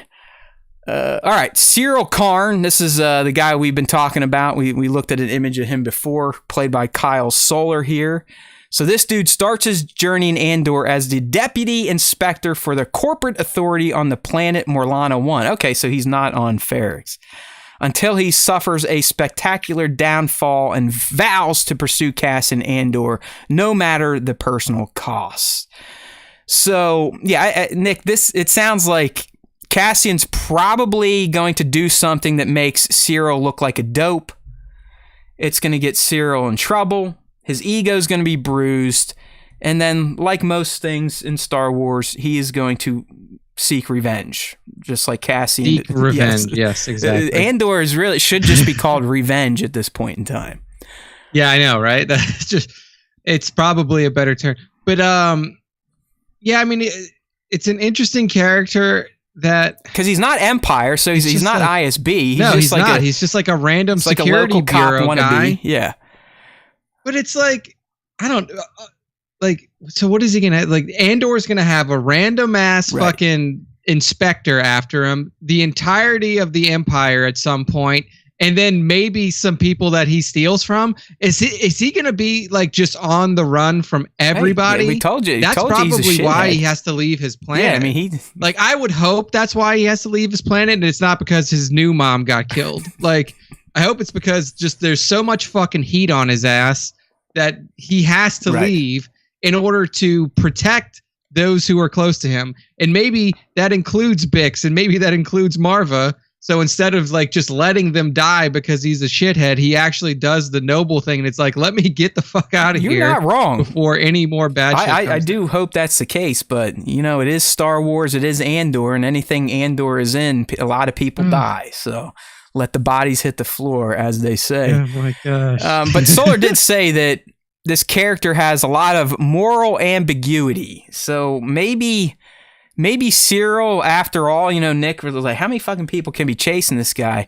Maybe at some point in time, Cyril's like, wait, maybe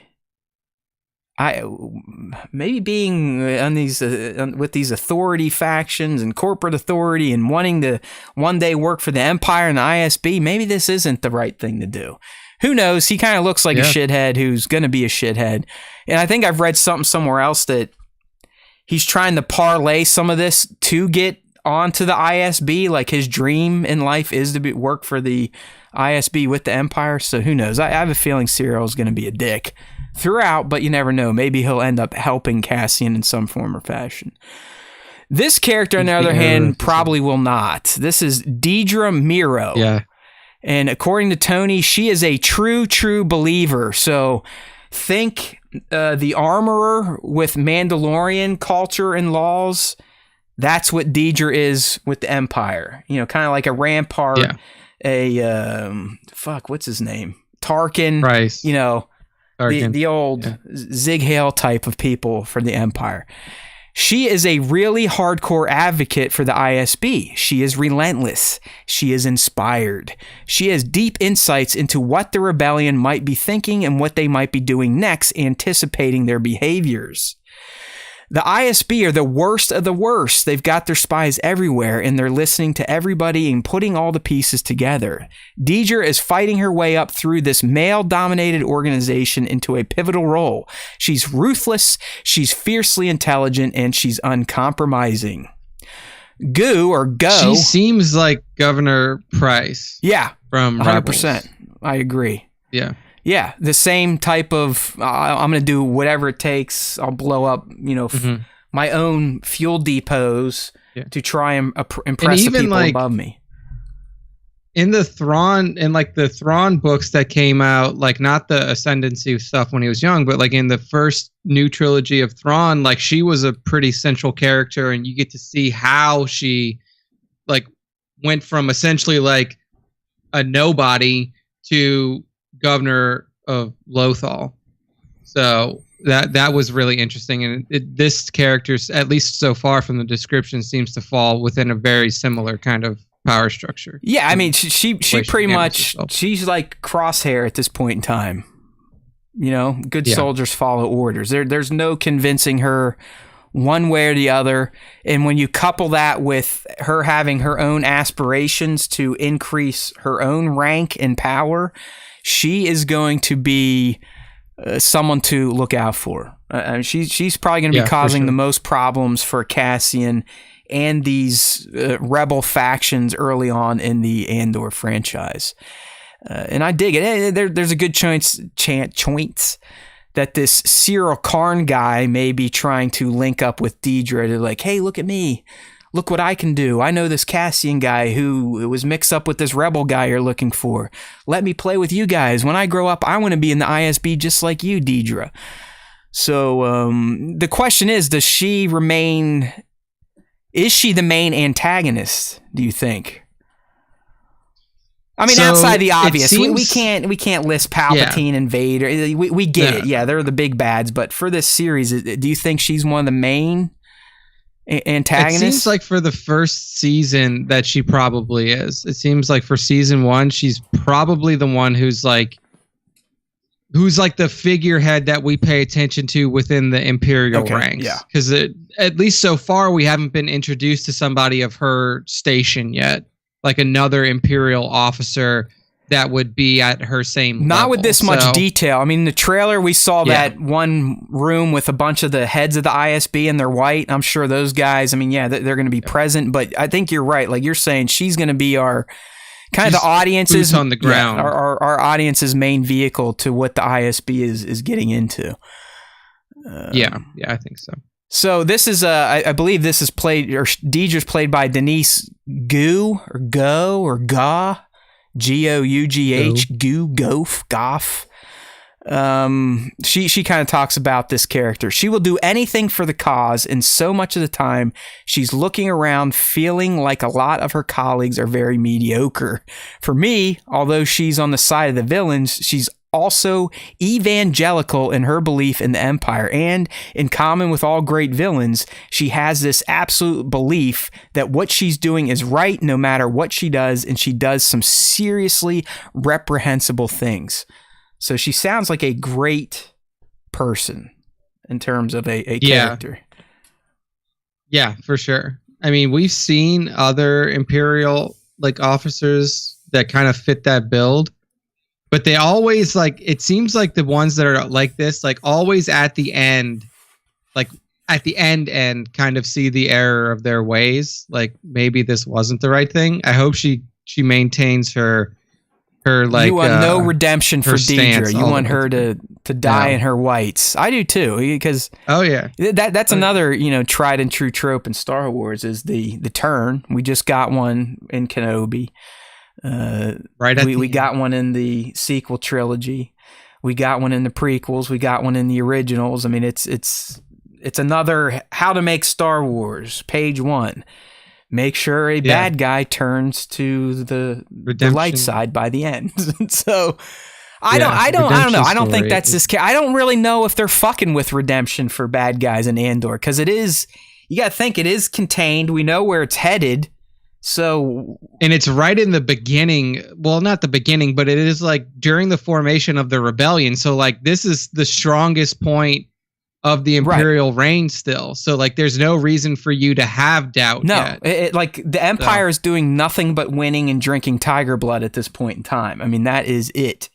Their spirit animal is Charlie Sheen 24/7.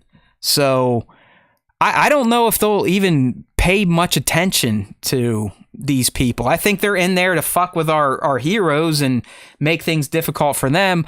I don't think they're necessarily there for us to see their character grow or their journey. Does that make sense? Yeah, no, I agree. We also got to remember, behind all of this in Andor is the omnipresence of the Death Star construction. Because we should at least be hearing about the delays and the issues, and is this the right thing after all? Because really, as we come up to it in Rogue One, they're just finishing the Death Star, and you hear about it from Tarkin as he belittles Krennic, all the fucking problems, the delays, and this and that and this. Yeah. So we should. It might not be right in front of our faces, but you should be hearing at least through these rebel cells, like, we've heard this about this. The Empire, they're going to have this new weapon that is going to solidify their rule. There will be no way to rebel once they get this thing going. And I know... And, like, this is why I think that Thrawn is necessary in this show to a certain degree. Ooh. Like, it's weird that like, he wouldn't be in it because he was one of the biggest opponents to the construction of the Death Star. Like, he was the one out there that was like, we shouldn't be doing this. This is stupid. I have a better solution. Like, him not being in Andor in some respect seems like a missed opportunity. Dude, I'm with you 100%. Even if it's just a 2-minute scene sitting around the table of other higher up Imperials debating the merits of this Death Star project, I think that could do wonders. You get the Thrawn thing out in the open. You know, his name's been teased to show up in live action. You could get him in here in a natural place in the timeline where he would be having these types of conversations at these levels of the Empire, and they would be heard by people. They would be heard by, you know, the Emperor. And it would introduce to everyone that never have seen Rebels or read the books, like, oh, that's who Ahsoka was talking about. Now I can't wait to see what the hell she's doing with him, you know, 10, 15 years down the road. So I'm with you, dude. The question is, could they convince Tony to get that kind of canon-y, you know, like that in depth? Did that fall in his fan fiction canon as he said he explored? Yeah, I don't know. I mean, because at a certain point, like, yeah, you allow your creators to kind of create within the space and do what they want to do, but you also have to be like, hey, man, if you're working in this time period, this is a major player. Like, this guy has galactic wide effect based off of what he does, and he would be interacting in some way, shape, or form with your timeline and with your... Wait, you make perfect places. Sense. So when you get him on the holo, be like, he's sitting there listening to, you know, Krennic's like, well, this delay, that delay, we're behind schedule there. And, you know, it goes to Thrawn, you know how he is, all cool, calm, and collective, and he's just like, yeah, I've been telling you all this project is a waste of time and resources in our power. We should be working on the TIE Defender or whatever, the three-winged TIE. Yes. No, you're right. You're definitely right, because he had to compete with the funds and ultimately lost out to the Death Star. I think he did get a few of his ties in Star Wars Rebels when he was kind of trying to show, like, look what they can do. But ultimately, in the end, you know, Palpatine, bigger is always better. So he opted for the big old ball in the sky. But no, I like that. I think that would make perfect sense. He doesn't even have to be in the scene. It could just be a holo or a recording or something. But Thrawn makes complete sense for this timeline, especially if we do hear anything about the Death Star, which who knows if they come out and speak about it or if we get anything from the Empire's perspective. I know there's some scenes in the trailers where you see these guys in jumpsuits with orange stripes. I've heard rumors that could potentially be a penal colony and all those guys Yeah. are scientists, and they're actually being forced to work on something. So what is something? Yeah, I remember seeing those shots like super early. Yeah. Okay, so Yeah. and Cassian actually infiltrates this prison. So there we go. And someone with some eagle eyes or allies, I guess, in one of the shots from one of the trailers in this prison on one of the assembly lines, they're like, "Is that a lightsaber hilt?" And if you think about it, I saw. if this prison is indeed full of scientists that are working on tech for the Death Star, the fact that they're breaking down lightsabers to get kyber crystals would make sense and would be pretty fucking cool. It's like, Yeah. does Gilroy get that nuance with canon though? I don't know. So I guess we'll have to see. Yeah. Yeah, I'm not sure if he goes that deep, but also like sometimes that's shit that like special effects guys can slip in, because like all of that's probably, you know, a lot of special effects are like, let me slide in a couple fucking you know, a couple of lightsabers on this conveyor belt as they go in and eat shit up. So Bat, just we're clearing up some stuff from the chat here. Bat's he's trying to get his ducks in a row here. Thrawn's Typher and Death Star both from it. Yes, but Thrawn only got like a limited run. He was never granted the full funds and resources from the Emperor that he thought he would need to actually make his case for the Defenders. The Death Star ultimately won out, and he never got them fully funded. But the reason he was over Lothal, maybe it was for the resources. I forget. But in the end, like Nick said, that General Pride, she ended up blowing up the fucking fuel depot on Lothal anyways, killing all those resources. So who knows? But I think Nick makes a good point. If and when we get any sort of nod, even if they just don't come out and say the Death Star, they have to talk about it. I mean, it's a huge part of Rogue One, and Andor is an extension of Rogue One, a prequel. So if that is being discussed, especially in Empire circles at an official capacity, Thrawn, that would be a great place to introduce him. Fantastic call. Okay. And that's that. All right. Yeah. How are we looking here? Next up, we have some Filoni Favreau talk about the interconnectivity of the Mandoverse. That's right. This interview actually just got posted today, but they did it way back during Star Wars Celebration. So we kind of parsed some of the things out here. I didn't grab all the quotes. Feel free to listen to these two geniuses talk. But I did grab a few. And it's really just to kind of reiterate their playground and what they are doing and what they can do in the Mandoverse. And then also there's a few anecdotes that I thought were kind of neat about George, coming from John and a bit from Dave. So up first, John's kind of talking about their time frame and how they have 30 plus years to kind of work with new and existing characters, and how that's allowed them to have this shared universe and how it's going to continue. And I think it's interesting that he's already talking about skeleton crew, and I think that's kind of the angle I was interested in here. So here's what he says. All the shows we've worked on, whether it's The Mandalorian, Ahsoka, Book of Boba, now Skeleton Crew, they all exist within the same time frame. They all exist after Jedi, so I guess you would say between 6 and 7. There's 30 years there that's somewhat unexplored, certainly on the screen. To some extent, it's been explored through fiction and through extended universe stuff. So there's a lot of room for us to tell stories, and there are a lot of characters that are in play because we know who's around at that time. In the Mando, we begin to introduce those characters. We begin to remind people who know them already, or if you aren't familiar with the other work and you're just coming in through this show, we're introducing them for the first time. So think about characters like Cobb Vanth. Diehards would have heard about him. Casuals would have not. The Mandoverse has allowed his introduction into the timeline. Okay, so this affords us the opportunity to have stories that interconnect and characters that go from one story to the other, and that creates a very rich fabric for us to explore. So Nick, you and I, we know this. We've tried to explain it to people when the Book of Boba Fett was coming out, which John literally called their third season of storytelling. But I think the interesting thing is that Skeleton Crew is already getting mentioned in the shared universe and interconnected shared characters. So not knowing shit about Skeleton Crew outside of Jude Law is like the main star, and he's probably going to be with young actors. And listening to what Favreau is saying about this universe they've created, I guess, how do we see Skeleton Crew crossing into Ahsoka, Mando, or Boba? Or can we even speculate on that at this point?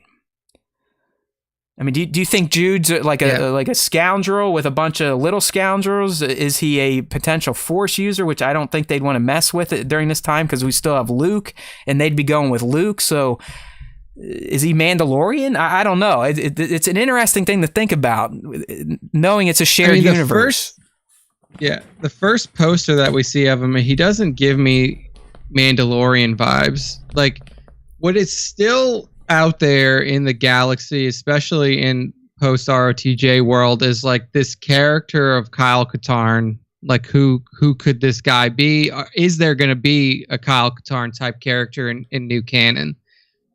And I feel like if we are going to take a Force user angle towards this, since all of the other shows seem to be kind of like, like they dabble in Force user stuff, but they're not like focused on the formation of a Jedi Academy or anything like that. And like, we know that in old canon, Luke and Kyle, like, they were, the ones that kind of headed up the Jedi Academy and stuff like that. So it wouldn't surprise me if this was an angle at a Force user centric show where like this guy is the Kyle Katarn type character, and these kids are Force sensitive, and he's kind of like helping them along, and then Luke Skywalker, kind of finds out about them, Jedi Academy stuff starts to happen, blah, blah, blah. Like, it wouldn't surprise me if it was that. I doubt he's Mandalorian just from the way that he looked in the first like promotional image for Skeleton Crew.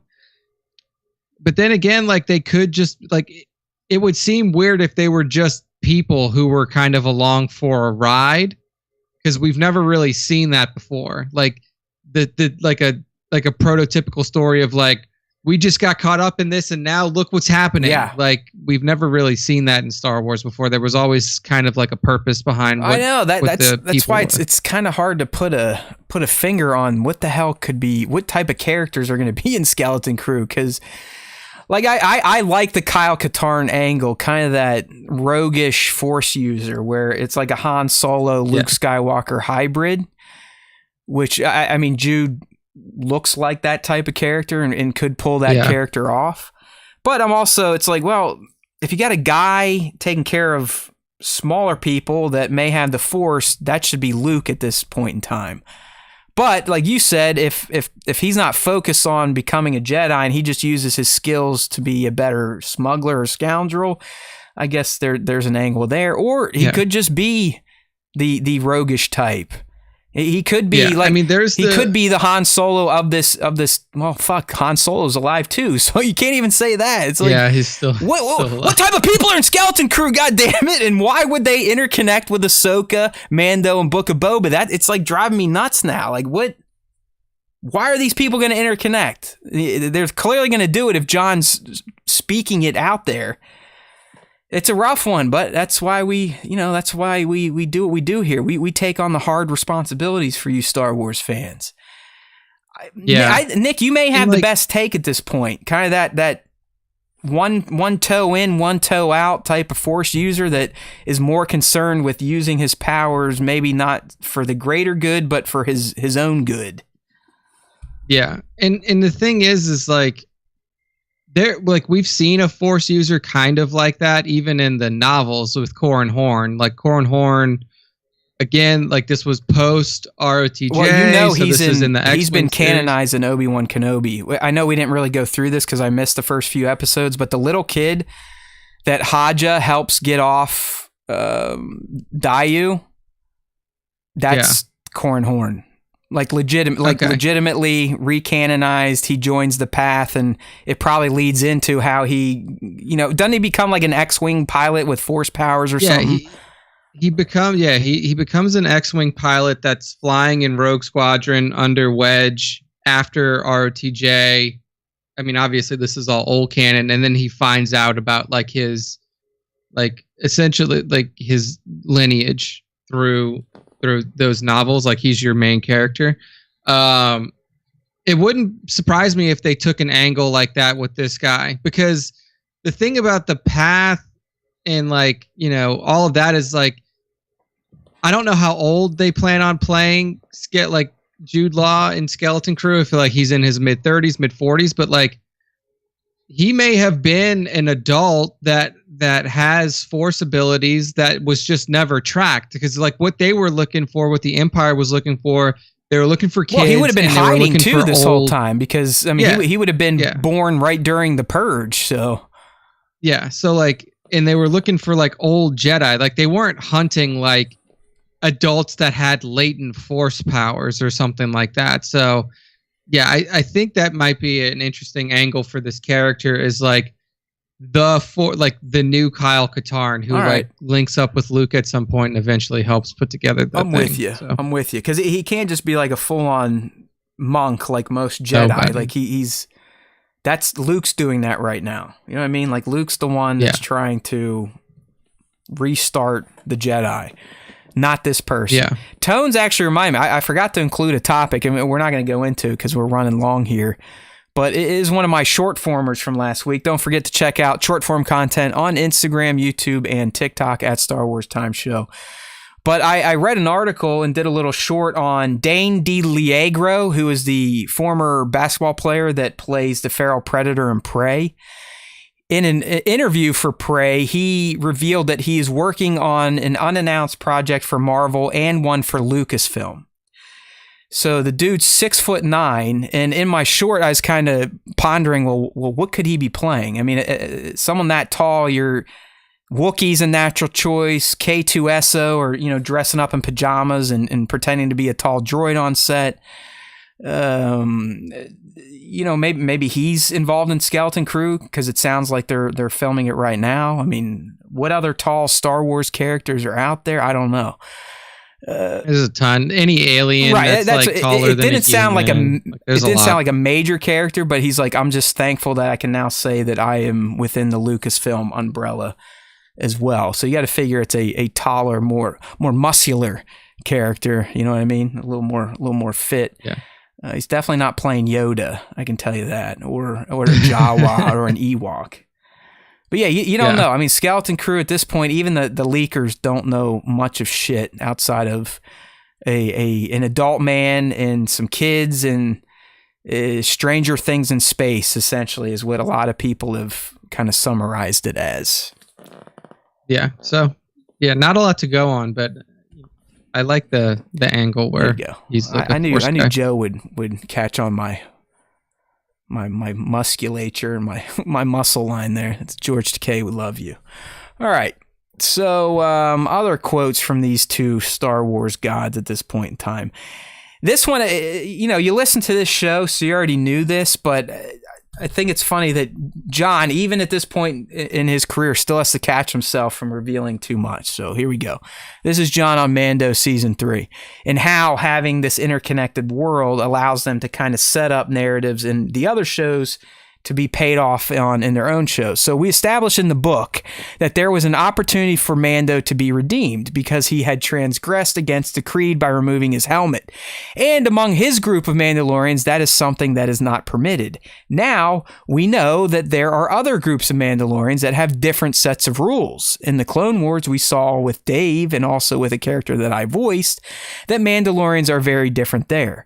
So these different groups are coming together, and we are going to figure out how they all, oh shit, I'm saying too much, ... The nexus point for all those communities, of course, is their homeworld from which they're exiled, which is man. I mean, he literally stops mid-thought, complete pivot, and just said, yeah, well, you know, Mandalore, that's how they're all related. I was about to tell you that I'm trying to bring them all. They all kill each other. So, like I said, nothing we haven't already expertly predicted over here, but it really is. Mando Season 3, I mean, outside of the given Moff Gideon stuff and bringing the Remnant back into the fold, it really is sounding like it's going to be hardcore Kool-Aid drinkers versus non-Kool-Aid drinkers, and then Din kind of in the middle, trying to redeem himself, but in the end, he's probably going to end up reuniting the Mandalorians after some bullshit. I think they'll go through some bullshit. There might be Mandos on each side that might die here or there, just like Cassian, right? There's got to be death and revenge in all Star Wars. But it's just funny that he's going and going and going. He's like, yeah, I'm going to just tell you the whole fucking season, and just stops completely and changes thought. And he's like, yeah, well, Mandalore, that's kind of the connective point between all this. That's all I'm going to say. I'm done. What do we got here? This is just kind of like fan fun. And if we are flies on the wall, I think we'd probably feel like John does. But John talked about what it was like to watch Dave and George on set. Because, Dave is essentially George Lucas son. Part 2. I mean, he is George in spirit. And Favreau said, well, he's been on the set when Dave is directing, so I love watching George and Dave together. George, who I have the most respect for, fuck you, he's saying, fuck you, Dave, cartoon guy. I've been very fortunate to have great conversations from what I've learned a lot. But when I see Dave and George Lucas together, that's like a whole lot. Because how long did you work together? 12 years? To which Filoni says, close to that, at least 10. I mean, it was a masterclass. Every day, it was a masterclass. So I'm trying that every day and pass on what I've learned. I mean, it's the Jedi experience I've had. And so, honestly, that's my biggest responsibility now, to try to explain to people what George explained to me about why this all works, why it's different and unique from any other fantasy series or fiction out there. George lent it a unique point of view, and it's something that we have to take care of and work on to try to improve again and again and again. Take that, Tony Gilroy. Have some respect for Star Wars, pal. Now, like I said, it's just, what are you going to riff on that? It's just beautiful shit, and it's why Dave is who he is, and why he produces what he produces, and why John and Dave are now considered to be the top 2 creators at Lucasfilm. And last but not least, and I think I've said this before on this humble little show, they were asked who would make for the ultimate cameo in the Mandoverse. And of course, they've listed some of the greats already: Hamill, Werner Herzog, Amy Sedaris. But then they threw out the big one here, George Lucas. That would be the best cameo.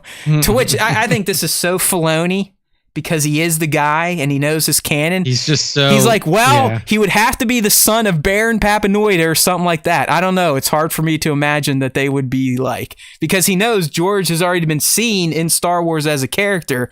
So if you're going to put him back in Star Wars as a character, he better be related to that character. That's why you got to love Dave Filoni. Man. That is just so great. That is so great. He's such a nerd, but that's why he does what he does. Son of Baron. You know what I mean? Like, he's sitting there like, you could just see almost steam coming out of his ears. Like, oh shit, George Lucas cameo. Well, he's already been in it as this character. We got to stick to continuity and canon. He would have to be a Papanoida. This is so funny. Don't let what you call it, Filoni talk to Peter oh my God, Jackson he's a new character in every fucking movie he makes. I mean, that was always my favorite in the Lord of the Rings. He's like that bar guy in the first movie. In the second movie, who's he in the second movie? Second movie, he's in Helm's Deep. Oh yeah. Like, throws a spear at one dude. And then the third movie, he's one of the pirate ship captains that comes up. That comes up a little too late before all the ghosts get unleashed. Yeah, you're right. That is funny. I love Peter Jackson, and I think that's like one of the reasons why I'm not super excited for Lord of the Rings. And I know they've dumped all the money in it, but the fact they're like, yeah, we were gonna work with Peter, and then it started to become its own thing, and then we didn't. I'm like, I don't know. And then we watched the Hobbit movies again, and we're like, maybe not. All right, maybe this guy doesn't know that much about Tolkien. It's like maybe we can pass on it, but. No, I think it would be funny. Wouldn't you like to see George got to fit in there something. Right? I mean, I think George is a Mandalorian, like a Mandalorian elder or something. It would be fantastic. It would be so funny to see him whip that helmet off and him to actually like deliver a line, because I don't think he could do it. Like, I don't think he could deliver a line. I don't think, George Lucas can barely talk now. Like, George Lucas can't talk to you without him continuing on in a string of words for at least 20 minutes. So I don't know if you could just give him one line. Also, his voice is so distinctive. Like, it would just like, I don't know. He would have to be like, if there is a council of elders, he would definitely have a seat on that. But I don't know. Well, if I grant you, Grandmaster of the Mandalorian clan, Din Djarin. That's a little too much like Lorne from Saturday Night Live, but yeah. So I don't know. You are officially a Mandalorian. It would be funny to see, you know, his little belly in there, the white beard, the white hair with some Beskar on it. I think that would fit.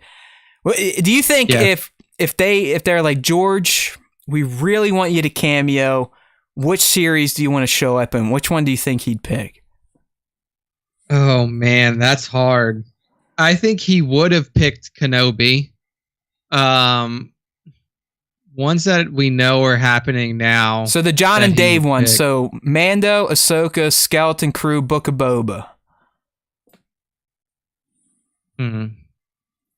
I feel like it's probably Mando, because Ahsoka is really See, we're on opposite. We're thinking differently then, because I was going to say Ahsoka because that's his son's project, and he had a hand in creating Ahsoka as well. So I think he would want to.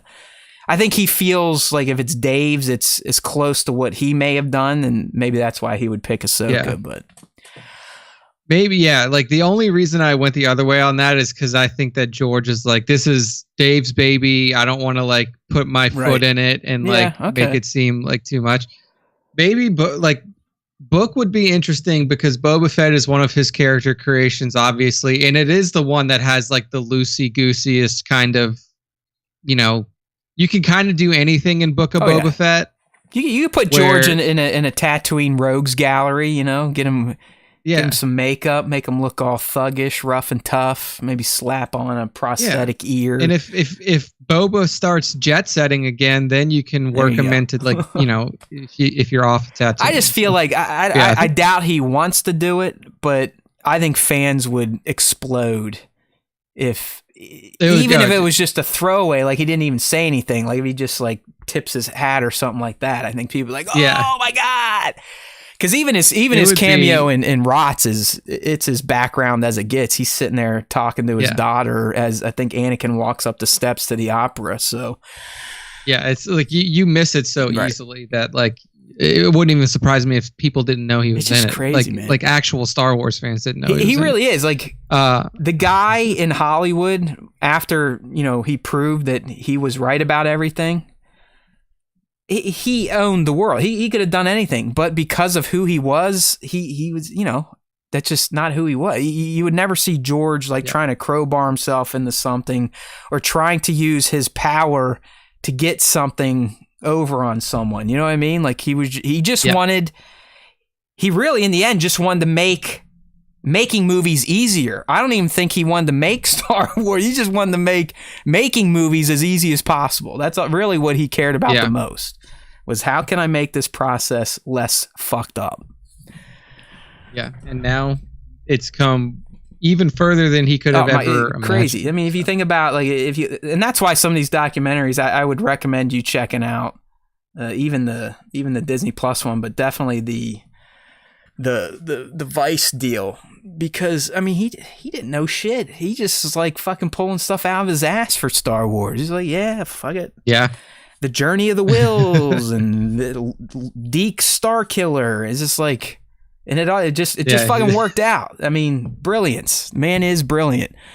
He can't fucking direct someone out of a wet paper bag, but in terms of his mind and the way it works for making films and the way it works for creating science fiction, unbelievable. Yeah, absolutely. All right, dude, it's time for the fan segment. No Mando game this week. We somehow turned those subjects into way too much talking. So we're just going to jump right into the fan segment. Maybe we'll get back to the Matt Mando game next week, because I'm chomping at the bit to show everyone how freaking smart I am when it comes to useless Star Wars trivia. That's right. If you need useless Star Wars lore stored somewhere, you can use my head. It's got a lot of free space for that stuff. But it's time for the fan segment, the only Star Wars fan podcast to dedicate a whole segment to their fans. And there's 2 ways to get involved. The first is what we're going to do right now, and that is the question of the week, which gets posted to @StarWarsTimeShow on Instagram every Tuesday morning in stories and in the feed. All you got to do is somehow get the algorithm to show it to you, and then take the 30 seconds to tap, tap, tap, tap, tap, tap, tap, tap, tap, tap, tap, enter. If you do, we might grab a comment and read it during the segment, which is going to happen right about now once I get Slack working. Okay, you click there. All right, and now we can click over here. Okay, and now we can click over here again. And there we go. All right. So it was a bad question a week. If Nick saw it, he would have unfollowed the account. But the question was, with over 190 speaking parts, could Andor's scope be too big, and why? All right.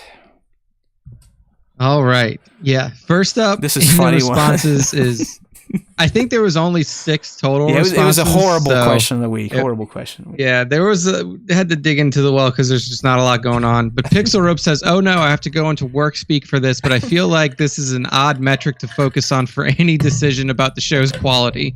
As a standalone metric, it cannot be used to measure quality at all, as there many other variables that are necessary to assess." That's quality. Such a perfect office speak. Pixel Rope, by the way, is the fan that sent us those figures a few months back, or maybe even a year ago, to give away.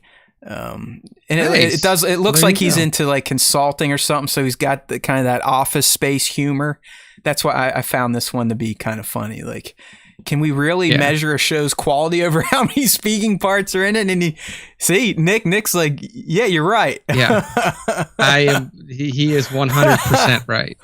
All right. he literally, I agree with every sense of that response. Next up is Mike Eckham, which is Mike and then Mike backwards, 786_star_wars. He says, "That's what we need. We are getting too personal with The Mandalorian and Boba Fett. Love them. Spectacular shows they are. Andor looks to me like they're putting the wars in Star Wars like Rogue One did. We need The Mandalorian to do the same in later seasons, like maybe some First Order stuff. No hate meant in my comment. Love." Actually, we love you too, Mike. I mean, it's very odd, Nick, to get a fan that doesn't attack previous shows and actually just says, hey, they got a little too personal, but I love them. I'm just hoping for something different in Andor. So that's a very adult-like reply from a Star Wars fan. So thank you for that. Yeah, absolutely. It's usually like, fuck you. I hate Book of Boba Fett. All these shows suck. This one sucks, and the next one will suck too. Kathleen Kennedy. Yeah. Disbegro says, "It's 12 episodes, and I'm sure somebody just saying the word hello counts as a speaking part." Maybe. Like, who the fuck knows? I don't know how Tony Gilroy does speaking part counting in his head. It's like the biggest troll question of the week. First, I trolled you with it, and now these people are like, fuck off, man. Like, who cares? Scion's closing out our responses for the week. He says, Scion XTC, he says, "That's what she said. But in all seriousness, I don't think it's too big.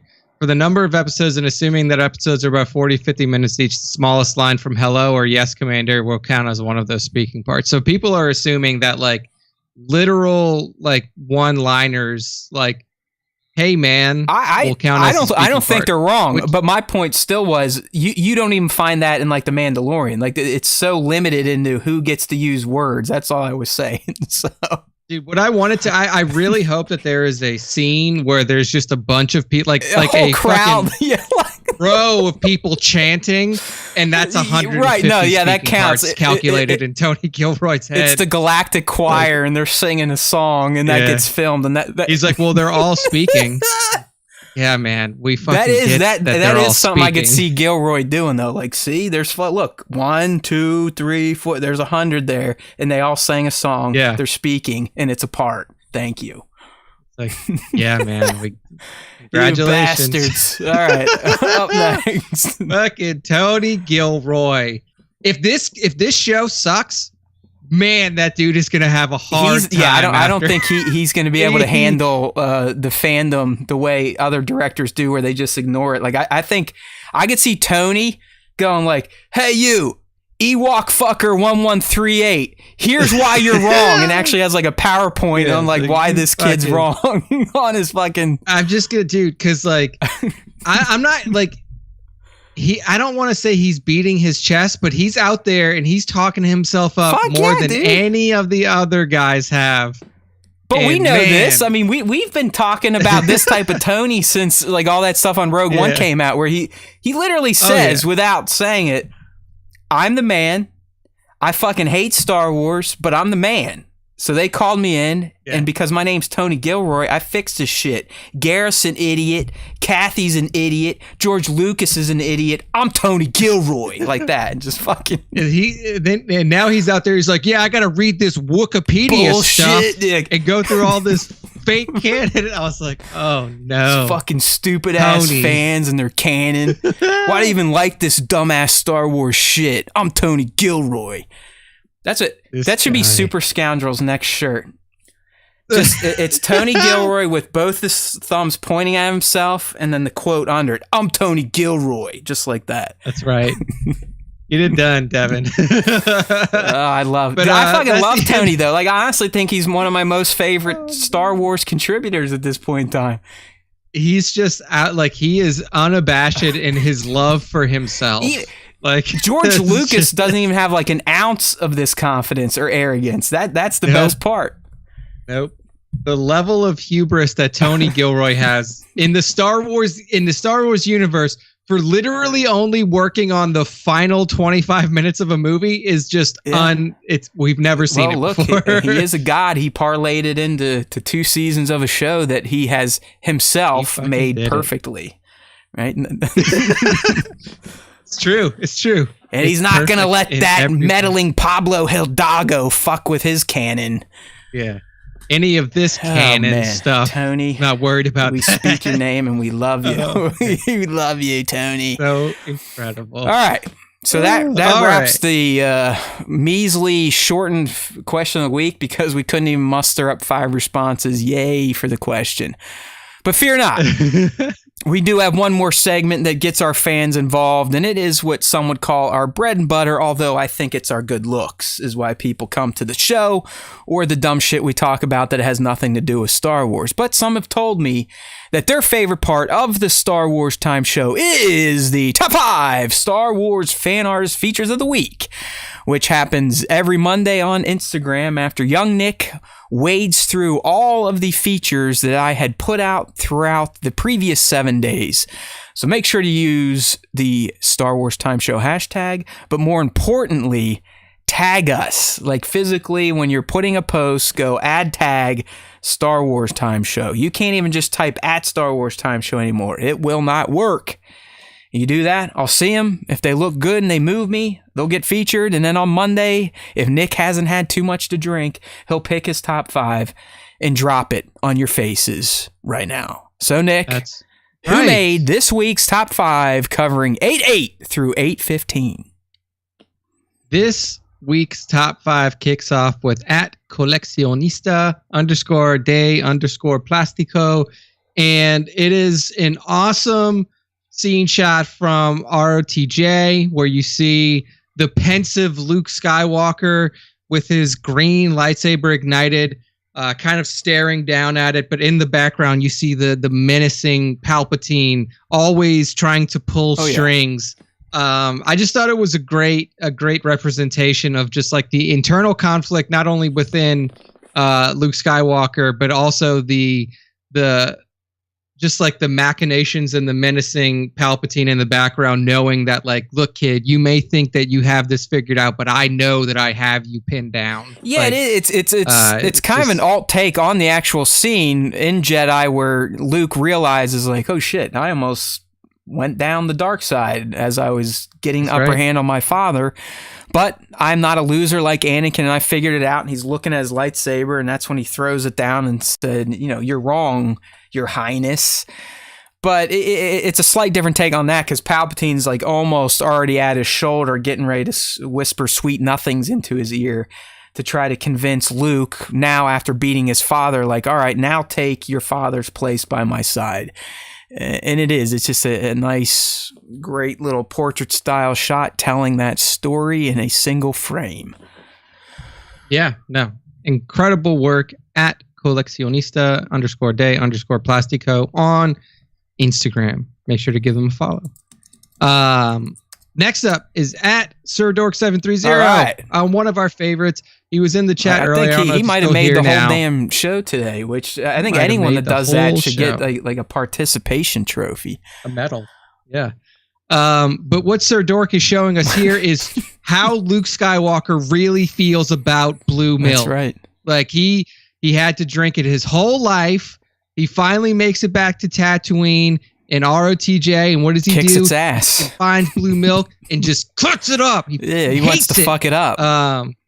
Yeah, but no, it's a cool shot. You see Jedi Master Luke with the green lightsaber, a cup of blue milk that he's using the Force to just fucking pull over, spilling the milk out all over the place. Really cool shot. Use of color in it as well.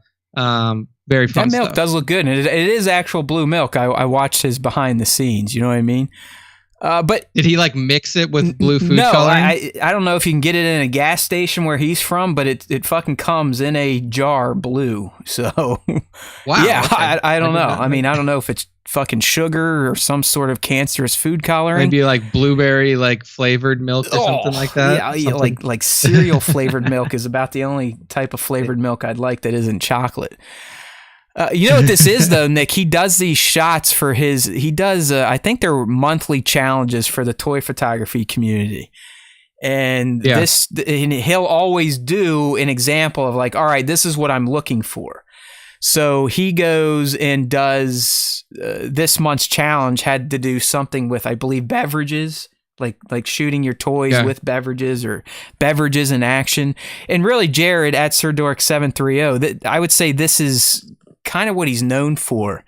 It's mixing brands in with his action figure photography and making everything look rad, not just the figure, but the brands and everyday products. I mean, he had a great one in there, non-Star Wars. I think it was Homelander, like hovering and laser blasting one of those red, white, and blue popsicles. You know, it just looks fucking cool. It's like toys in real life. So if Jared's not lighting shit on fire or taking out bags and sticks of dynamite, he's usually doing something very, very creative and cool with, you know, products laying around the house and then mashing it with pop culture action figures.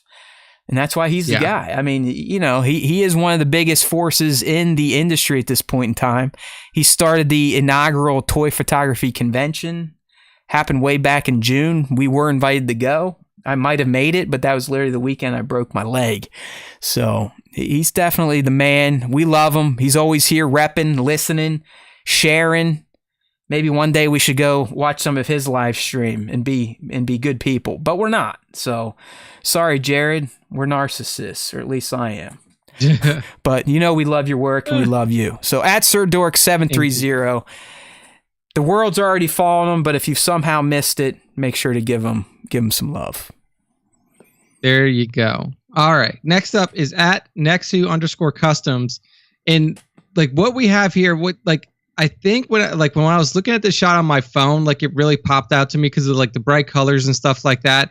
When it's like bigger on my computer screen, the background looks like a little, like almost like little watercolory, but like it's still a pretty cool shot where you have this huge AT-AT that's walking down like a snowy battlefield. You could see stuff in the background is like blown up and destroyed, and then there's just a bunch of troopers there on the ground taking shots at enemies and stuff. Let's be real, and I'll kind of pull back the cover a little bit. I don't usually reveal where my choices come from and why a certain shot gets picked. I mean, some people, I'll tell you right now, it's just, I'm a human. There's subjectivity when it comes to appreciating art, and I definitely, certain artists, they just speak to my eye. You know, Sir Dork, 1/6 shooter, work more or less. Holy shit, you should see what Black Series put out, Nick. I hopefully you pick it. I featured it today. it's unbelievable. But point is, like, there's some artists, my eye, without even seeing the name, is going to go, okay, I like that shot.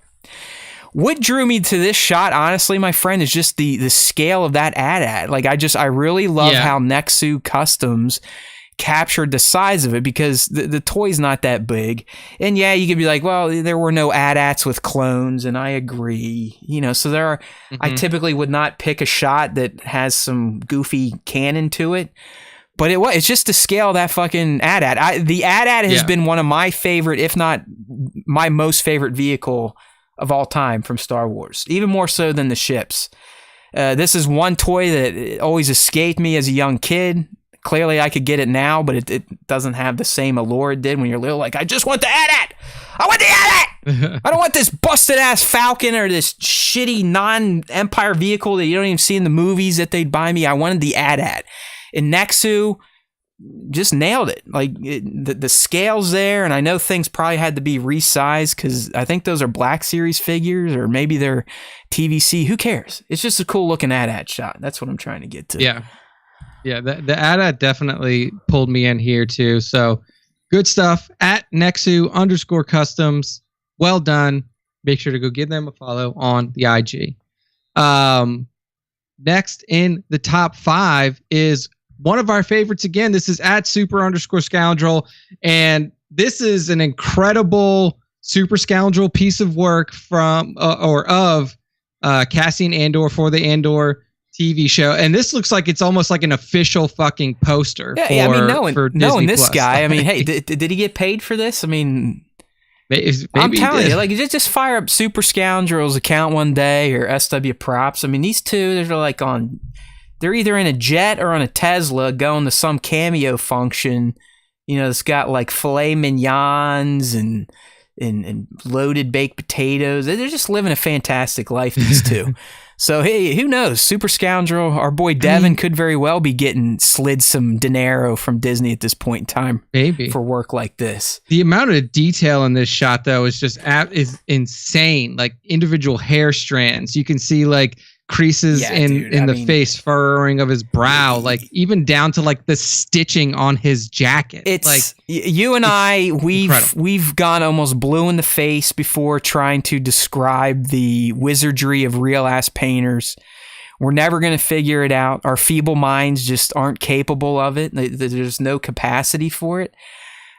But you're right. Like, how's Devin sitting there going like, you know, to kind of form this guy's cheeks, I'm going to make some light strokes here. And to form hair, I'm going to put highlights in certain spots, and that's going to do it. It's like, what? Like, where does the brain even come in to start allowing your hands to do this shit? You know what I mean? If you're like, hey, dude, draw a picture of Cassian, it would literally... He'd either look like his mom ate toxic waste while she was pregnant, or it'd be a fucking stick figure. I mean, like, there's no way that I could even come close to doing what Devin does. I couldn't do the red fucking random background splatter. I'm not kidding.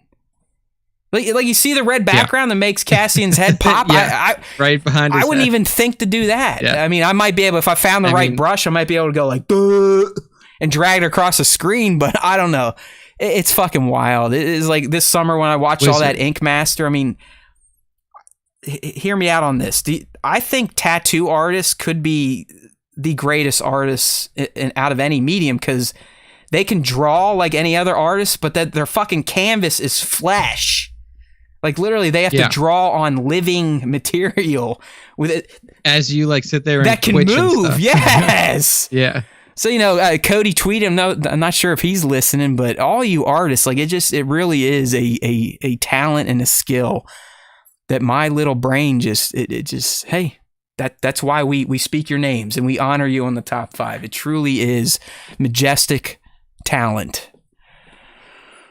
Very, very true. All right. So at Super_Scoundrel on the IG, make sure to give him a follow.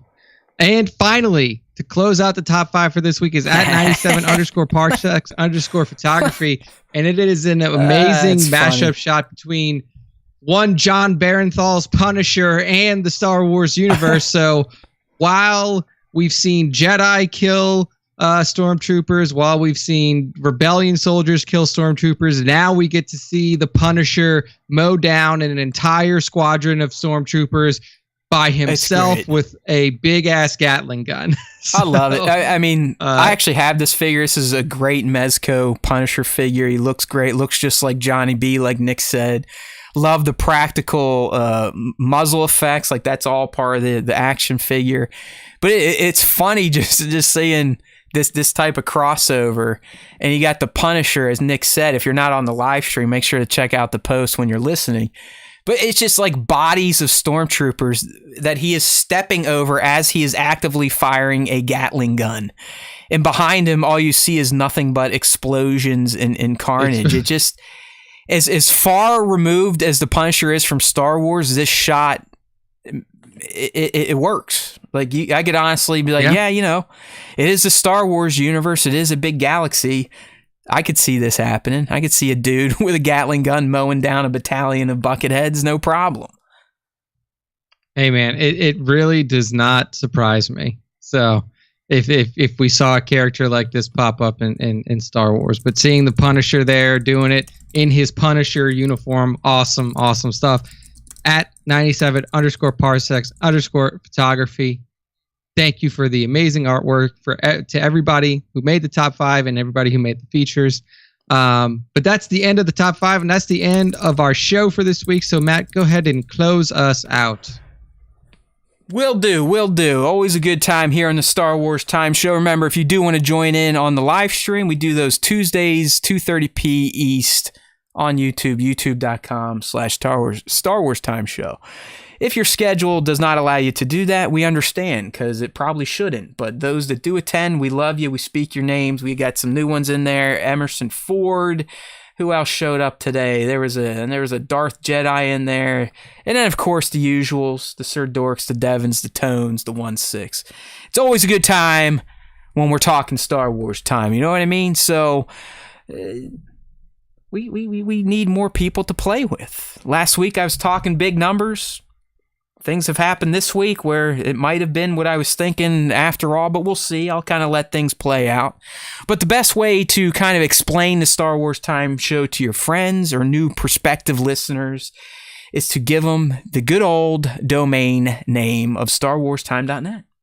That's where they can find our handy subscribe to podcast links to find all the platforms we're on, and we are on plenty.